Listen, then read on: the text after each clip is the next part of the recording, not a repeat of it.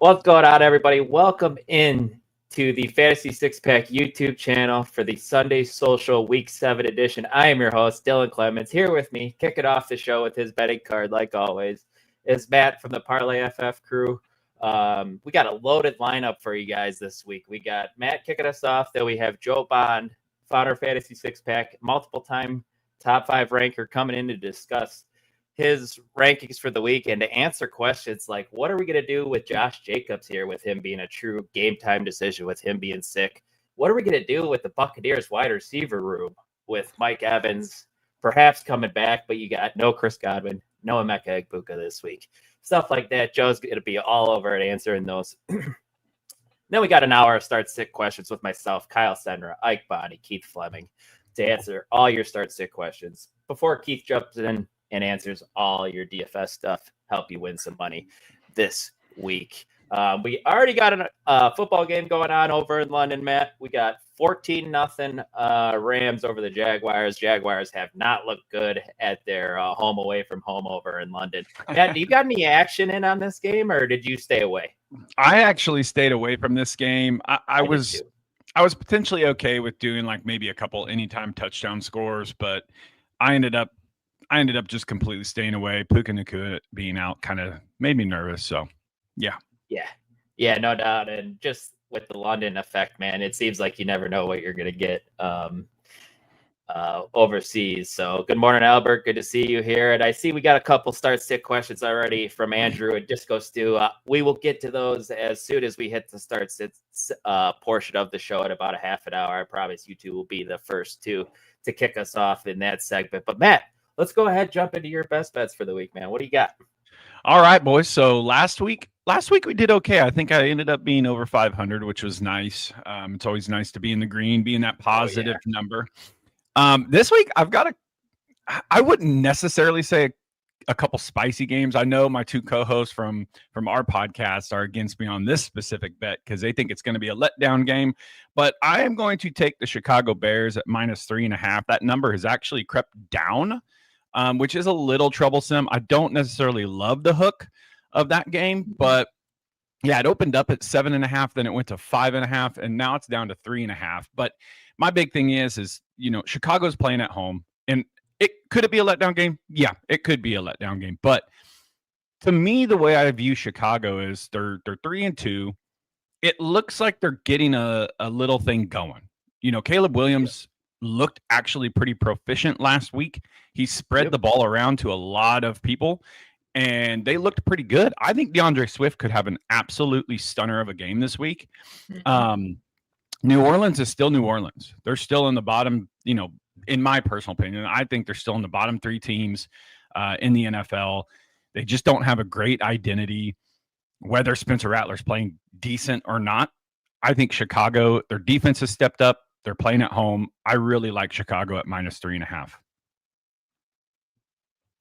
As a Bears fan, man, I love to hear it. And they're the team I follow the most, obviously. And it seems like you said, they are starting to get it going here. It's not always pretty. He'd like Caleb to be a little bit more accurate with the football, but it's coming. He was efficient. He's been efficient at times this season, and it's great finally seeing him play in some sort of structure, which obviously that's a lot of Ben Johnson's doing, scheming guys up open for him to be able to do so. But yeah, I didn't see that it got the line moved down to 3.5. I saw at one point when I was putting in my bets for the week, I saw it was 5.5. So shifting down to 3.5 is interesting, man. Yeah, I took it at 5.5 earlier in the week. So it is a little concerning. The line is dropping a little bit, but to be honest, like I said, I think Chicago, they've got something going right now, and I get it. This could be a trap game. But the fact that it is at home, if Caleb could just be consistent in making smart decisions, I think this would be a whole different Chicago Bears team that we do see. DJ Moore is off the injury report. I know he had a little scare going to the hospital, but they should have a full complement of weapons in this matchup. Yep. And the Saints defense can definitely be picked apart here. So, Matt, what do you got for your second best bet here? What else is on your betting card? The second one I'm taking is an extreme bad weather game. It's Cleveland at home versus the Miami Dolphins. nasty winds, rain, sustained 20 to 25 mile an hour winds with like 40 mile an hour gusts, whatever. Listen, these two quarterbacks in this game don't have big arms. I don't think they're massively gunslingers. Quinshon Judkins last week looked like dog poo. He is going to get revenge this week at home. I'm with you. I like the Cleveland Browns money line at minus 148. I do think they're going to win this game, but more importantly, I am on tap for Quinshon Judkins anytime touchdown in this matchup. You could actually parlay those two together and make some decent money. So, I'm all over Cleveland this week. I like to hear that, man. And yeah, that's good stuff. I had Quinshon Judkins in my DFS lineup last week, and obviously it was awful. But I'm going right back to the well, putting him back in my lineup. And Matt, like you said, I expect a huge week from him. He's their best player on offense. Just feed the man, please. Yeah. Feed the man. Yeah. All right, Matt, what do you got next? So my next game here is I'm playing a little upset here. I am taking, this is actually one of my favorite upsets of the season so far this year. I'm taking the Atlanta Falcons plus 1.5, traveling to San Francisco to play the 49ers. Last week, you kind of saw what it looked like, what the Falcons offense could be once they get their best players the ball. Throw it to Drake London early and let Bijan Robinson just absolutely tear people apart and eat with a little compliment of Tyler Algier. Do this every single week, Atlanta, and you can see what you looked like last week. They would look like this all the time. Michael Penix would actually be a viable, sustainable quarterback, in my personal opinion, right? You have the compliments of some other weapons like Kyle Pitts and Darnell Mooney when he's healthy, but Atlanta looks good. Their defense is a formidable defense, right? You're going up against a San Francisco team that's just littered with injuries, like absolutely eviscerated with injuries. I know they say Juwan Jennings is going to play. We don't know what the health of him is going to be. Christian McCaffrey's obviously a dog, but can he really sustain 30-plus touches a game?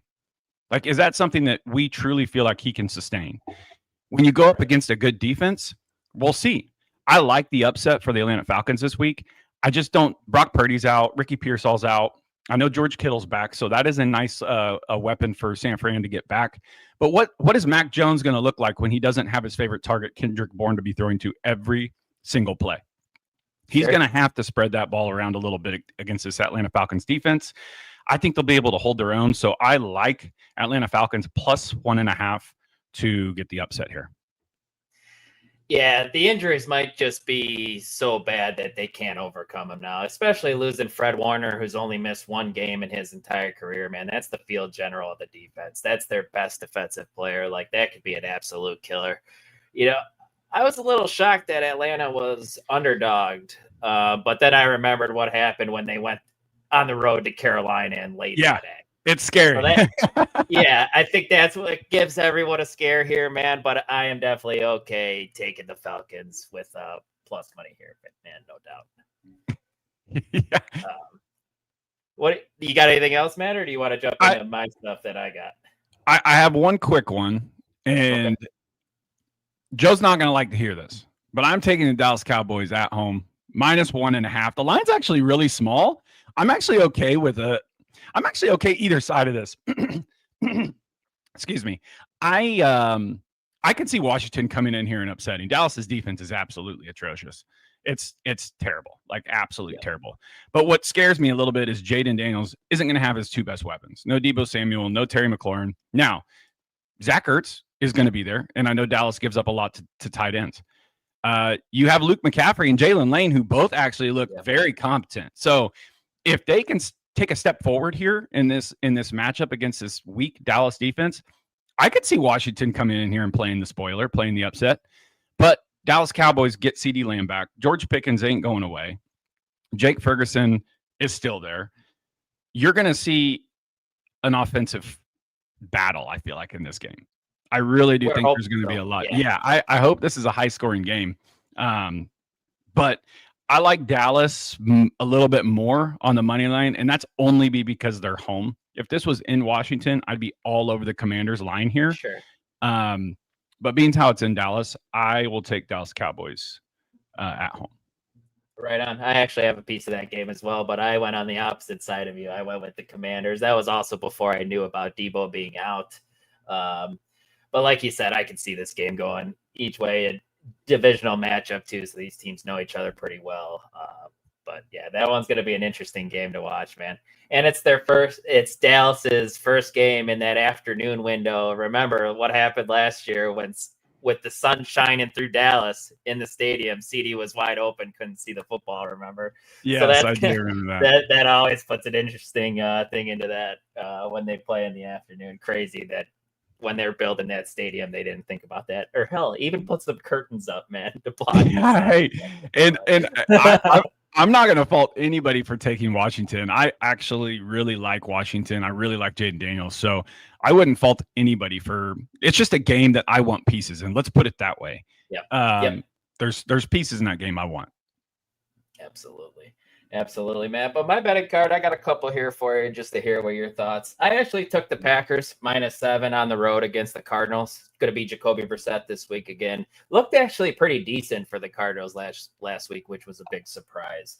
But I think the Packers are obviously a more talented team. And I don't think them laying a touchdown is too big here. But what are your thoughts? What are you thinking? Yeah, no, I don't mind the Packers here. I think they're the superior team. Jordan Love didn't look very good last week. And whether or not Josh Jacobs plays or not, obviously that'd be a big hit to the Packers offense. But I think Emmanuel Wilson is a serviceable running back that can step in if Josh Jacobs does indeed have to miss. I look for Jordan Love to bounce back a little bit, involve more of his wide receivers. Tucker Kraft is still a dog. Arizona, I know, has a fairly good defense. I do believe they're in like the top 15 or top 18 defenses on the season so far, but I just don't think they're going to be able to do enough. Like I said, I just like the Packers in this matchup. I know MHJ is back this week, but yeah, Jacoby Brissett, to be honest, I think he looks a little bit better as the quarterback than Kyler Murray. But I just think the Packers are a more superior team, and if it's at plus. Or Packers are what, -6? I got it at -7. -7? Yeah. I think it's still at either minus. It might be 6 now, but I would still take the Packers in this matchup. All right. Love to hear that, Matt. And then one other game I got is, which surprised me to see, and I missed the opening here, but I heard that the Jets were favored when this line opened against Carolina. The Jets are home. I got it, Carolina -1.5. Go with the Panthers, man. And Matt, the Jets are the worst team in football, right? It seems like they just keep stepping on their own feet, like they can't get out of their own way, man. And Carolina looks competent, 3-3. The offense has taken us another step forward. The defense has been playing better as of late. What are your thoughts on this matchup? I'm opposite of you. I think this is one of those big trap games. I think the Jets are actually going to find a way to get it done this week. I know a lot of people are not on Justin Fields for fantasy, and I completely understand that. But I think Justin Fields surprisingly is going to have a bounce back game this week. I think he's going to do a lot. I think he's going to do a lot on the ground. We all know that Breece Hall seemingly doesn't want to be a Jet anymore. But he still has to perform to play for another team, play for a contract, play for another team. Yeah. He still has to perform, right? I think the Jets are going to have a bounce back week this week. Now, I don't think the Panthers are not going to not score. I think they will. They get Jalen Coker back this week.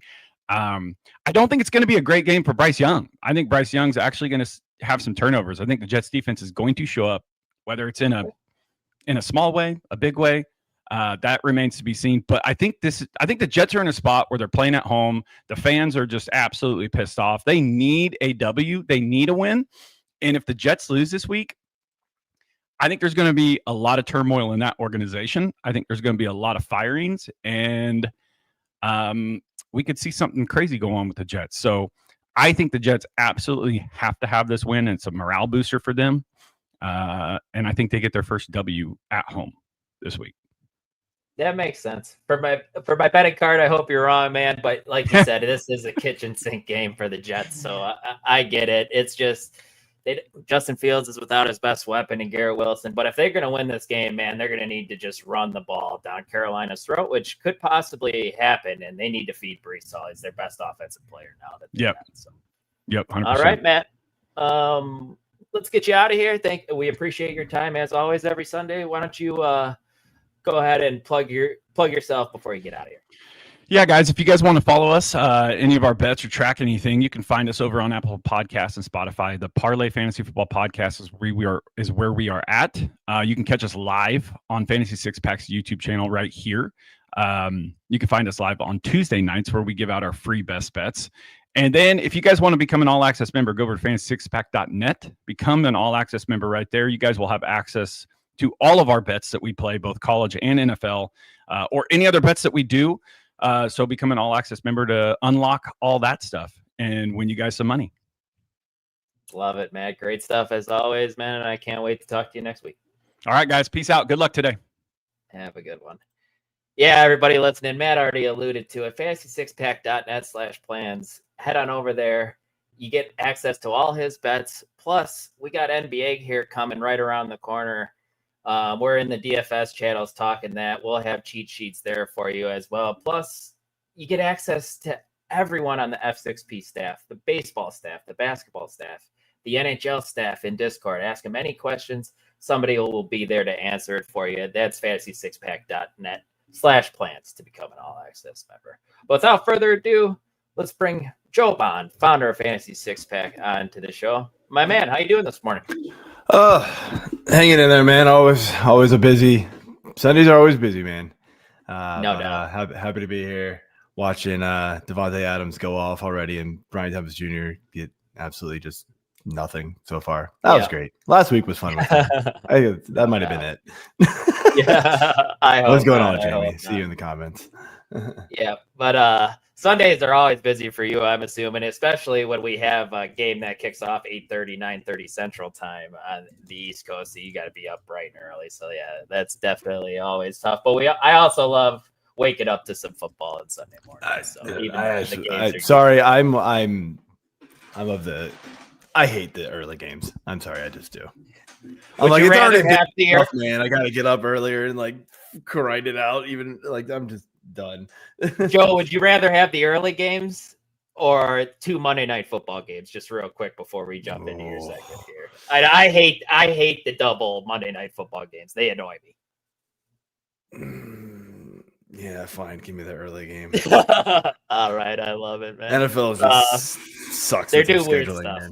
Yeah, no doubt. But Joe, let's go ahead and jump into it. And I think the number one thing here fantasy managers are wondering are what's going on with Josh Jacobs? What are your thoughts on this backfield? He's got an illness. Is it going to be Emmanuel Wilson? Is it going to be somebody else? What are your thoughts here with Jacobs? Yeah, man. Like this one, this one's weird. I want to say, am I wrong? He has like a calf injury as well that he's. I think you're right. Like I think that's why he was questionable throughout the week, and then the illness made him even more questionable. I think. Yeah. So the problem is, right, is he plays the late afternoon window, right, and so they're calling him a true game time decision, which probably means we don't find out till 4 p.m. Eastern time if he's playing. So you've got to make the call. I think look, if he is out and you have Emmanuel Wilson stashed on your bench, you're in good shape. If you don't, or if you don't have anybody worthwhile, you've got to make the call. And just my gut, man, I think he plays. If the calf wasn't really gonna be like a concern all throughout the week and like he's just sick, we see a lot of guys play through illness, especially since it was like a day or so ago that he got sick. My guess is that he's just gonna suck it up and play. That's what a lot of guys do, right? I mean, like, I don't know. Can you ever think of a guy that didn't play because he was sick? I can't. I really can't. Really. So, they might be puking on the sidelines in between drives, but they'll play. So I think he'll probably play. Maybe you drop him down a little bit in rankings. I did knock him down a couple pegs just because maybe they split the workload a little bit more with him and Wilson, but like this offense runs through Josh Jacobs, and no doubt. rightfully so. Yes. Yeah, man. But I would highly suggest, if possible, to go get Emmanuel Wilson if you're a Josh Jacobs owner, just in case. I snatched him up in every league he was available. He was only available in 2 of my leagues, but I went out and got him just in case. Like, I'm not a Josh Jacobs manager anywhere.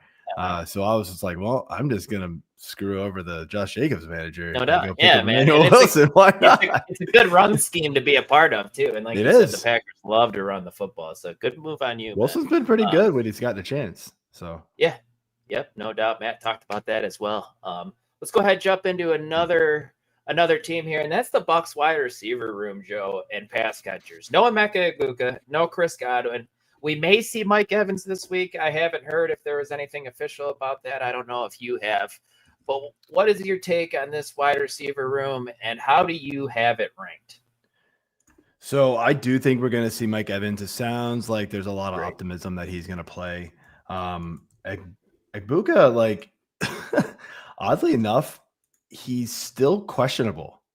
And he's a game time decision now. So that's another one. And that's Monday night. So that's even worse. I'm thinking no on Egbuka. I'm not running the chance on that one. Hamstring injury a week later. No thanks. I'm not trying to risk that. Mike Evans, I think he's ready to go. Mike Evans. Do you have him as a top 24 guy, Joe? If he plays Evans? Yeah. Evans, where is he at right now? I think he's in the top 12. He's up there. Okay. He's number 13 for me in PPR. Detroit's secondary is completely obliterated right now, man. Yeah. So that's the thing. And I don't know, now that I'm doing a little more digging, I just noticed that Egbuka actually was participating in practice on Saturday. So God, I was kind of away from the computer yesterday, so I'm catching up on some of the news like late last night. It's just so tough with those guys, and it's Monday night as well. Again, I would be shocked, honestly, if Egbuka plays, and if he does, I think he's going to be very limited. If Evans plays, I think you can go back to him though. Yeah, for sure. But I think even with Evans there, people were excited about Shepard and Tez Johnson. Yep, that's what I was gonna those guys are maybe Shepard, if it's just Evans. Tez and Cameron Johnson were kind of boom bust guys anyway, in my opinion. I think Shepard, even though he plays the third wide receiver role on that team, he's a reliable target. So I think you can bank on just more targets his way. Tez and Cameron Johnson are going to rely on, kind of deep shots and getting in the end zone to produce. And Cade Otton would be somebody that would, if it's only Evans, could potentially get a boost as well. But I liked him more when there was a potential of no Evans and no Egbuka. Right. And obviously no Godwin. Yep. All right, everybody. Yeah, just make sure you're paying attention, up to date with the news here. With it being Monday night, that makes it really tough. It does. Let's stay with another wide receiver, Joe. And I'm a George Pickens owner kind of everywhere. So I'm curious your thoughts on him and what do we need to expect out of him now with CeeDee Lamb being back from injury? Does he slide more towards wide receiver 20, or do you still think he can be towards the top as like a low end wide receiver 1? I think this week he can stay, in that wide receiver 1 territory. Lamb clearly just gets put right back into where he goes, right at the top. And so you're firing him up. Pickens, I honestly kind of think the Lamb injury was one of the best things that happened to Pickens. Like him and Dak were able to get on the same page and able to, kind of connect there and get some chemistry going. Lamb's going to take the number 1 spot, but in a good matchup here against Washington, I think we're going to see, Pickens do very well. In tougher matchups, maybe move Pickens down to like mid wide receiver 2 range, which is kind of where he was beforehand anyway.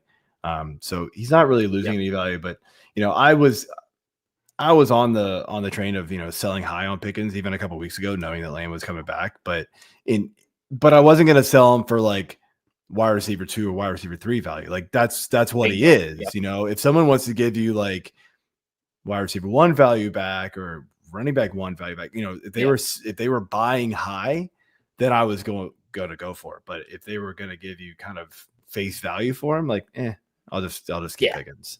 That offense is gonna score a lot of points this year because they have to. Yes. And Dak's been phenomenal, man. And no one's really talking about it. There's a reason why I drafted him in my home league. I got crap for it. They were like, "Oh, pick it, Dak, you're just mad." I was trying to get some other quarterback as like a backup, and they're like, "Oh, you're just mad because Dak sucks." And I'm like, I don't think so. Week 1 he wasn't good, but I think y'all are gonna be wrong about this one. No doubt, man. If Dak's healthy, 700 he's times, gonna swing it. He's gonna throw for a ton of yards. So I have no problem with Dak ever being my fantasy quarterback. Joel, let's talk about your Commanders now. No Deebo Samuel, no Terry McLaurin. I took the Commanders earlier in this week to upset Dallas on the road here. Who is the wide receiver you think? I guess I'll just keep it open for all the pass catchers. Who is the pass catcher that you want to start and roster this week from the Commanders? What are your thoughts? I think the one I feel the best about, and obviously the position helps, but Zach Ertz. I was kind of worried about him a couple weeks ago when he got like nothing, like zeros, like 1 target, no catches. It was like, oh no, what's going on? He was, we started seeing more Ben Sinnott and Bates and things like that. And I was like, oh man, what's going on? Why are they doing this? Didn't make any sense. But we saw him bounce back last week. Obviously, I think Deebo played a lot, but I think that injury really hampered his production last week. He was not able to create separation, did not get the explosive plays out of him that we usually get. The rest of the guys, Chris Moore, Luke McCaffrey, Jalen Lane, who knows who they're bringing up for the practice squad? They got to bring up somebody because they don't have any bodies. Like they can't go into a game with 3 receivers. That's impossible in my opinion. No doubt. Yeah. I think Chris Moore slides into. Unless you're the Steelers. Well, Chris Moore is going to play like the McLaurin role, right? And I think that's what he has been doing, right? And then Deebo was that, Deebo was his role, right? McCaffrey was playing, a lot of slot. So now they're going to have to move McCaffrey probably over to that wide receiver 2 role. He's not going to play a Deebo role because that's just a different beast, right? That's just nothing. There's not a lot of people that can do what he does. But he will see an uptick in targets. But Chris Moore is the guy that I trust more because I do think there's going to be more target share. I mean, look, last week he already saw 22% of the targets. Luke McCaffrey last week saw 4% of the targets. Like, just there will be more to go his way because there has to be. But Chris Moore is the guy, and Luke McCaffrey's got the name behind him, the McCaffrey name, right? So people get excited about it. Yeah, He's made some phenomenal plays down the field, some touchdowns. So everybody gets excited about him, but it's on such small target shares that this is happening. It's really hard to trust that. Volume play, I'm going Chris Moore. If you want to go like in standard leagues and maybe they get some like screens or something, the McCaffrey going, maybe, but that's a really hard. Basically, I want to stay away from this if I can. I'll help it. Hopefully, Jaden Daniels' knee is feeling a whole lot better and he runs for 150 yards because I need it desperately. Because he's gonna pass the ball for like 110 yards. I have a feeling today it's gonna be bad. Yeah, they're gonna need his legs to win this game too. So, like you said, hopefully he's feeling good matchup better. Though at least. So maybe they can salvage something. Yep, no doubt. And the last time he faced a Matt Eberflus-led defense, Joe, we know what happened there. So bad memories for me. I don't know why I just brought that up for myself.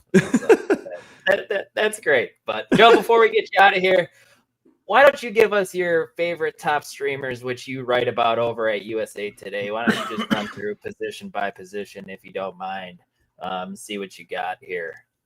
Yeah, I'll try to fire through these pretty quick here because I know we're on the bubble.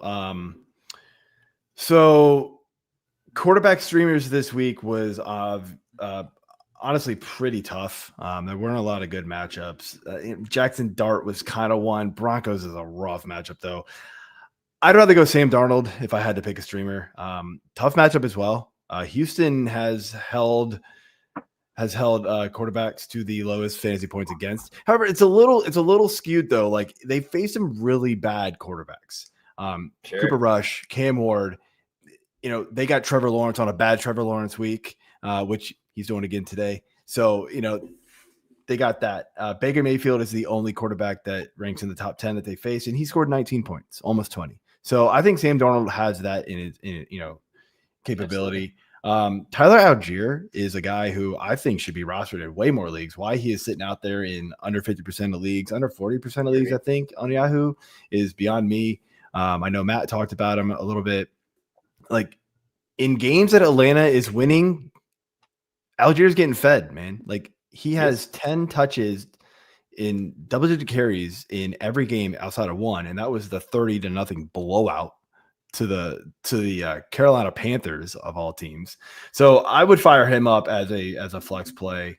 Wide receivers, you got to go back to Kendrick Bourne. Like, what are we doing? Like, are we this George Kittle? Cool. Like, I know he's coming back, but Jennings is not going to be healthy again, and so it's all got to go somewhere. And I think Kendrick Bourne, and then Harold Fannin. I haven't looked at his ridership as of this morning, but when I wrote this article on Thursday night, he was like 38% rostered. David Njoku is out. I know this is going to be a weather game, but he's a tight end, going to see short yardage plays, and he was already seeing a very solid workload. He was already startable in deeper leagues.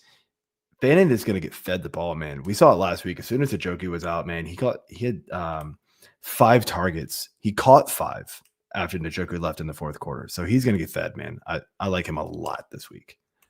Love it. Yeah, I'm a Harold Fannin owner, so I like to hear that. And yeah, it was my thoughts exactly. He's going to get the real short targets. They were trying to get the ball in his hands earlier in the season with Njoku in. So yeah, I like that call, Joe. Absolutely. But before we get you out of here, my guy, why don't you let everyone know where they can find your work and what you got going on? Yeah, absolutely. On Twitter at S6P_Joe, Blue Sky, very similar name. I think they just removed the underscore. And then, fantasy6pack.net. Going to find the rankings, my usage article, and then over on USA Today, write a couple articles for them as well, including the streamer one that drops on Friday. So check it out and have fun the rest of the show, guys.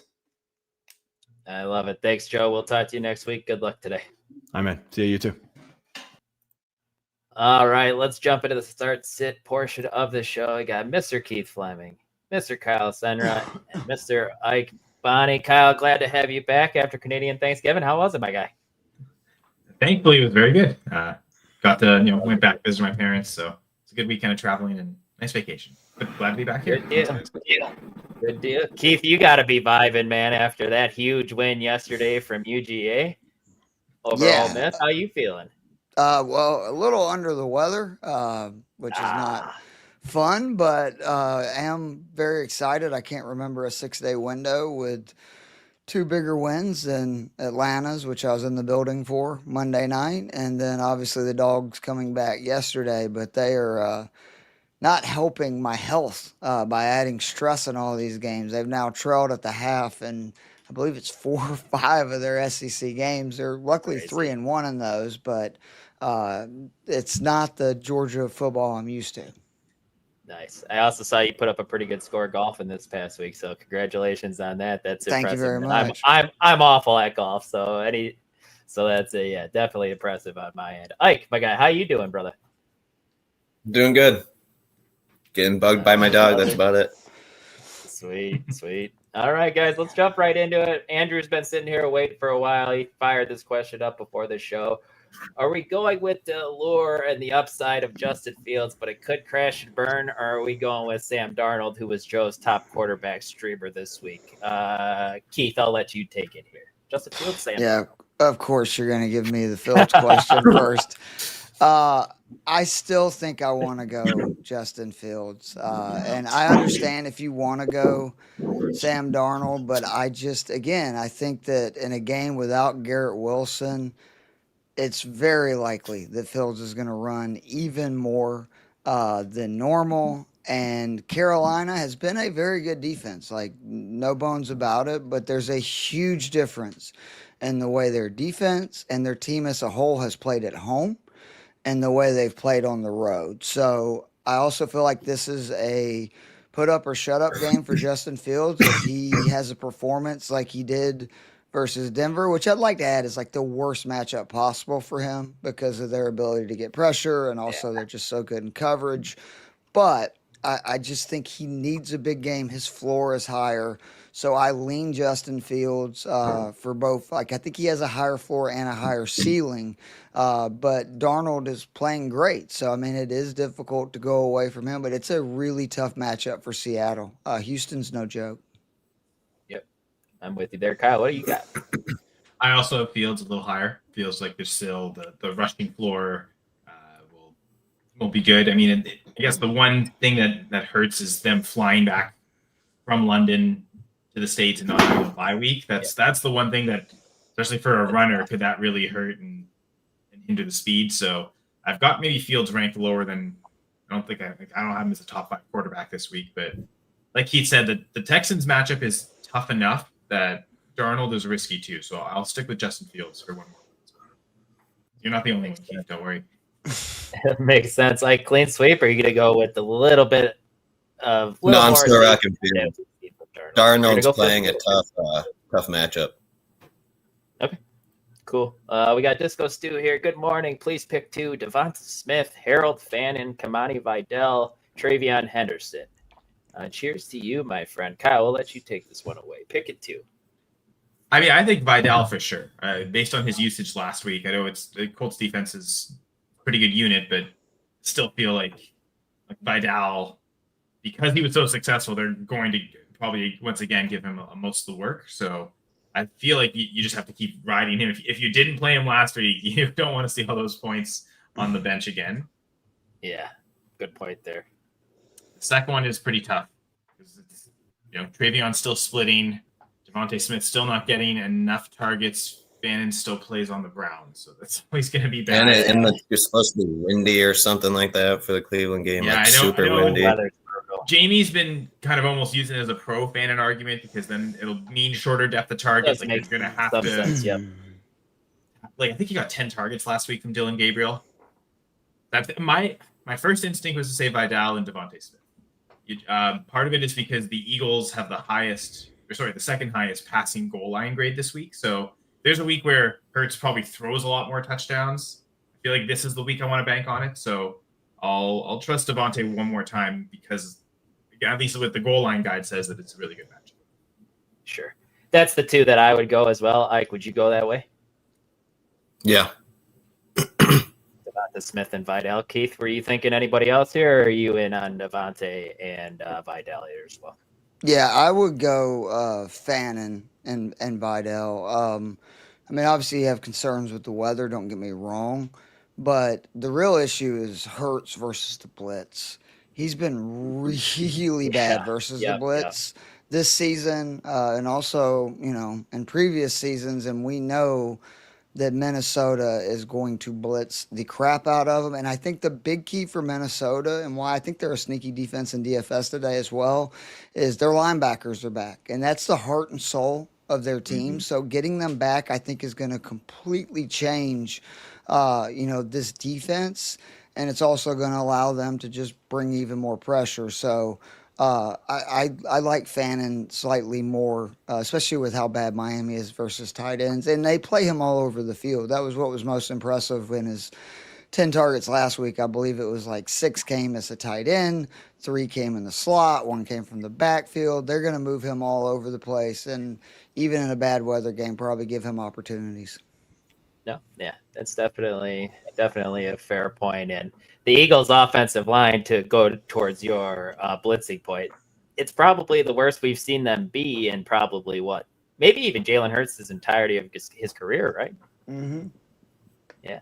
So good point there, Keith. For Cody here, Ike, we'll let you take this one. Flex one, Quentin Johnston or Cortland Sutton coming off a clunker last week? As long as Quentin Johnston's fully healthy, which I believe he is, I think that's where I'm going to go. Yeah, he's 100% off the injury report, so he is good to go. It seems like there. If I have QJ. Kyle, where would you go here? Well, you alluded to the clunker last week, but that was shadow coverage by Sauce Gardner. I don't think the Giants have anyone that can cover Cortland Sutton. So no, their secondary stinks. Yeah. I think I have him ranked as a top 12 wide receiver this week. So I'm expecting a big performance from Sutton.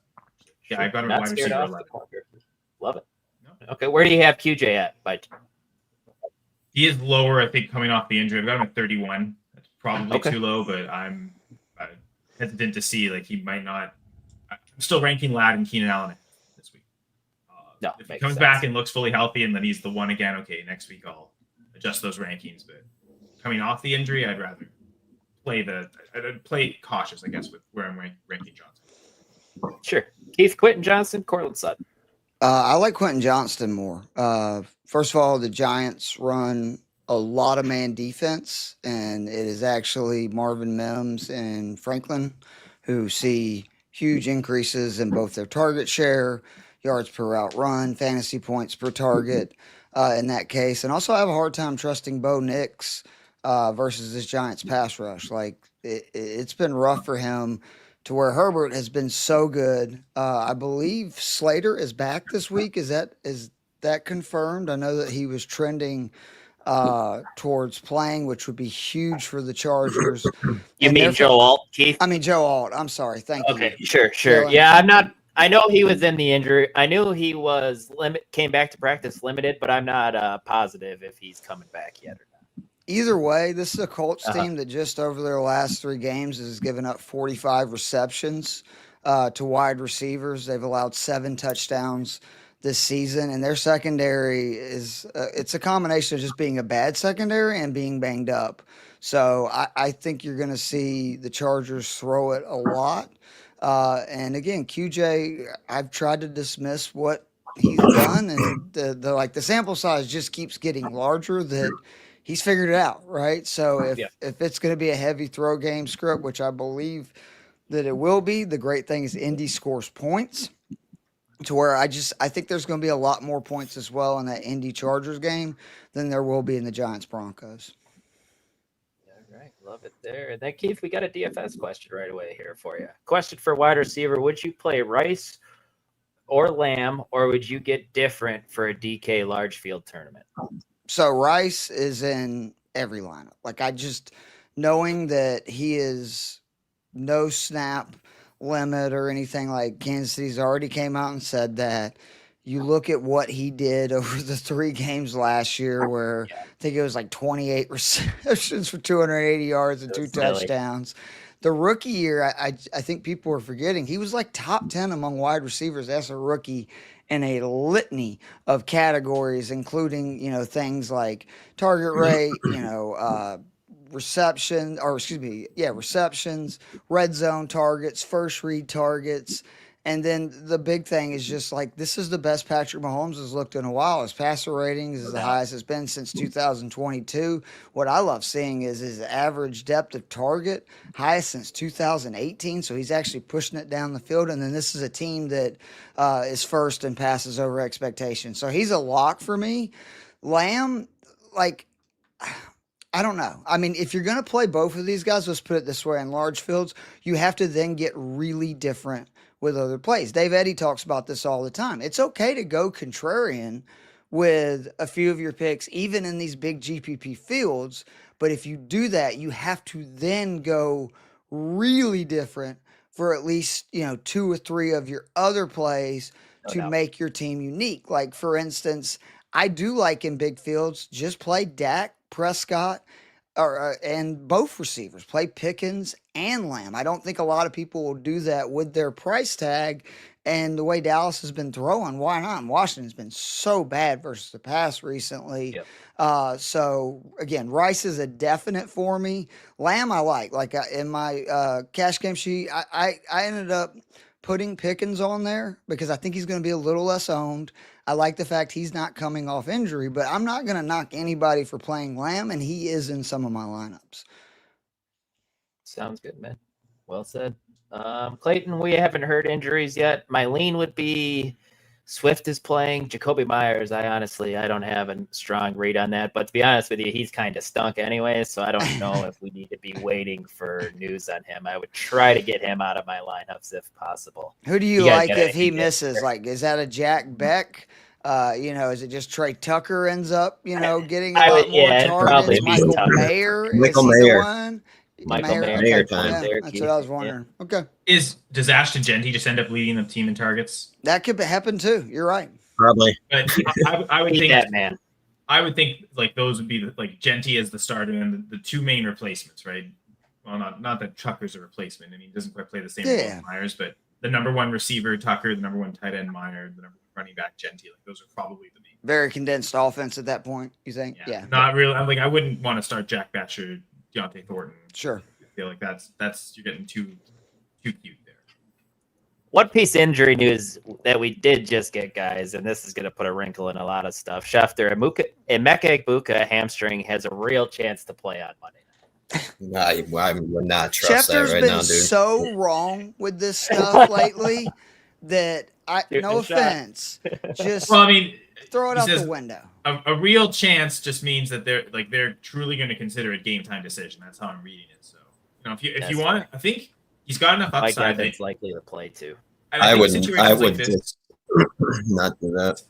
There's no way I'm playing him. I know it's a dream matchup versus the Lions, but the only caveat I would say is if you can get like Johnson or one of those other bucks that are going to be in there. But the other kind of wrinkle in that is Mike Evans is right, like trending towards where he may play. So yeah, it sounds like it. Yep. If Evans plays, that really lowers what those other guys can do, even if Egbuka is out, because you would assume that means heavy volume for Evans. But there's no way I'd play Egbuka unless I have like Johnson or one of those Sterling Shepard, a guy like that I could easily just put in there. And even then, I'm a little, leery because I know it's a dream matchup, but Egbuka, we saw what he did last week when he was obviously a little banged up going into the game and got hurt early. It's just that I hate, that kind of stuff, especially with it being a Monday night game too. Well, and I think earlier, Dylan, you asked, do you like the Monday night doubleheaders or the early one? Yeah. I think I'll take the Monday night doubleheaders because there is an advantage there. Because you have Egbuka, you could take a Texans or Seahawks player to replace him as well. And now that Christian Kirk's out, that opens some things up. Xavier Hutchinson's probably someone that's readily available. He's second on the team in red zone targets. So there's going to be a boom spike week touchdown from someone. Xavier Hutchinson might be the guy. So if you've got Egbuka, go pick up Xavier Hutchinson. And that way, that game's the later one. You can easily just replace Egbuka with Hutchinson or Jalen Noel or Jaden Higgins if it's a redraft league. Those are options too. So I think you never want to do it unless you have another.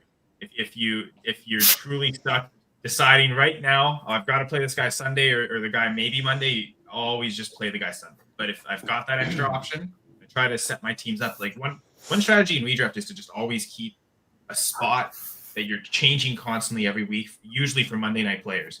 Let me just pick up a random Monday night player on waivers every week, and they can cover anyone's matchup.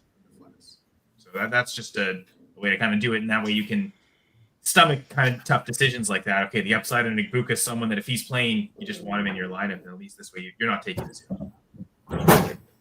Great point there. Ike, let you take this one away. One RB spot. Tough one here. Rachaad White, Rico Dowdle, or Bill Krosky-Merritt. Where are you going here? With Chuba back, I think I gotta go Rachaad White because he's just gonna get most of the touches and carries, goal line work, and all that stuff. Even though Dowdle's been fantastic, but I just can't do it. Bill, also good matchup here. A lot of weapons out for the Commanders against. I just think that offense is going to struggle. They got nothing except for, to be fair, Jaden and Bill. Yeah, I was trying to be a little contrarian there. I think Rachaad White would be my play here as well. Kyle, what are your thoughts? Yeah, I'm thinking Rachaad White. Although you do make a good point. Like, does is this what unlocks the Commanders' running backs as pass catchers finally? Is that Jaden Daniels finally doesn't have a choice but to target them, because he's typically been someone who doesn't target his running backs much. So is there more? I mean, didn't say if it was half PPR or full PPR, but even so, like, it's full PPR. Rashad White's probably going to get receiving work. I mean, we're talking about, does Buka and Evans play? Like, either way, it probably we know White's going to be out there on the field. So especially if Buka doesn't play, that's probably more targets for White than it is anyone else. Like, Evans is going to be fed, but then White's going to be the player that's just going to be out there the most. So yeah, I like Rashad White as well. No doubt. Keith, what do you got? I keep being the contrarian, and I apologize because I'm probably screwing people up. But for me, it's Merritt by a wide margin. Like, you look at, I mean, the Cowboys are the worst defense in the NFL. What are we doing here? Like, no matter who they play, they've gotten cooked. They're giving up over 30 points per game, with the great added bonus of they, also score basically 30 points a game. So that teams are going to be in. And Merritt, like, not only has he been doing it with the rushing, he's also had some pass catching stuff the last 2 weeks. I mean, the last 2 weeks, 34 touches, 218 yards, 2 scores. It's the Cowboys defense. Just to remind you, they're giving up 140 yards per game on the ground. Sheesh. Like, there's only a few defenses that are worse. And I know we say, well, Washington didn't have anything. They got Jaden Daniels, who is very good. And I think that opens up whatever running back is back there with him with his rushing ability. I do think Daniels is going to run a good bit as well because, I mean, we've seen that he's rushed for 91 yards just in the 2 games that he's been back. And this is a Dallas team that I believe it's 25 yards or more to opposing quarterbacks in 4 of 6. Hurts obviously had the big rushing day. And the great thing about Daniels is, unlike Hurts, he doesn't steal those touchdowns when you get close to the red zone nearly as much as Hurts does, because obviously they're worried about, his health. So I really like Merritt. Again, all 3 of these are great spots, and Tyler has, I think, just, this is why Zero RB is still alive and well, no matter what anybody says. Like, these are all guys you could have got late, and they're great players this week. And we'll find out with the Dottle situation. We may be going, we all screwed up here and didn't play Rico Dottle, who has just gone bananas, but I would be hesitant just rolling him out because apparently Carolina's coaching staff are idiots. Like, I know you paid Hubbard, but what are you doing? The dude just rushed for 5 billion yards. He's one of 6 Ride players. the hot hand until it ends. Yeah, 6 players since 1970 that had 230 total yards in back-to-back games, and they're going, well, it's going to be a timeshare. Like, what are you doing? Like, I love Chuba Hubbard, but at least give Dotto a chance to continue what he's been doing, and your offenses look great, by the way, when he's doing it. So I just, I don't understand that, but I do. I like Merritt the most just because I think that Washington-Dallas game, like all Dallas games, ton of points, and because of the lack of receivers and stuff, it's probably going to be Merritt and Daniels that, do most of the damage. And to your point, Keith, like, who did Rico Dowdle have one of those 200 scrimmage yards game against? The Dallas Cowboys. So it's and maybe the Carolinas also being realistic and putting on that. Like, he was amazing, but would he have done this in those difficult matchups we had? And he played Miami for the other, which is the worst rush defense in the NFL. So that is the reason that, maybe it's more smoke and mirrors. I just don't think 230 yards in consecutive games, you could just say, well, that's just because the defense sucks, It's strange, but the fact that, I think we're betting on what they're saying, and they're activating Hubbard, it sounds like and they're going to be a split. So we're going with the guys that we think are going to just get more volume. Correct. Right, so at least we've given Tyler clarity to, in spite of what you've seen from Dowdle the last couple of weeks, we're thinking you should bench him. So at least we've given you that clarity. I'd want to see it with decision. Hubbard right before, just going, you put Dottle in your lineups. And I think we gave pretty good context for Dion's question here as well. So, good stuff there. Guys, would we play Darren Waller with some bad weather and a possibly low-scoring game, or do we go K-Dot with Evans possibly returning? I think I lean Waller just because of the red zone targets he's been seeing. If the Dolphins are going to score, it's more than likely going to be him or Achane. So I would go Waller. Keith, let's say you. What do you got here? I lean Otten just because I think that Ibuka's not going to play. Now, if he does, You're absolutely right. Like I would roll a Waller. I don't believe he's going to play. To me, it doesn't make sense for Tampa with Evans coming back and how good Baker's been. Like, why risk making the injury worse? Like, let this stud receiver, let's not get in a Brock Bauer situation, right? Where they did not just sit him and now they've been forced, right, to eventually just say, okay, you're going to sit him. He's missed all these games. And in that case, Kate Otten just gets a lot of volume like we saw it last year. And I just think that there's a very good chance. And again, Detroit is so decimated, like especially again at the linebacker position. That's usually, who's covering tight ends along with safety. So I think Cade Otten could not only get volume, but have a big day. Okay, Kyle? I think I'm with you, Dylan. I'm going to lean Darren Waller. And also just with the weather, does that, again, we talked about this fan earlier, does that help Waller in that, okay, it'll force the shorter depth of target throws? So I'm willing to just, like you said, the red zone targets and current usage, no Tyreek Hill, like I'll play Darren. I mean, he has scored, 3 straight, right? Like all 3 games he's played. Yeah, so yep. It's definitely a good Ride option. the hot hand. Yeah. Ike, what do you got? I'd go Cade Otten. Not that it's washes the R2 for 2, but I just think he's seeing decent amount of targets with, I'm assuming, Ibuka going to be out. Even though Evans is back, I still think he's going to be solid. So I think all of us I don't like the weather. Referenced earlier, like with the Giants pass rush, just a little concerned about the Broncos. This is a situation where you see. Oh, sorry.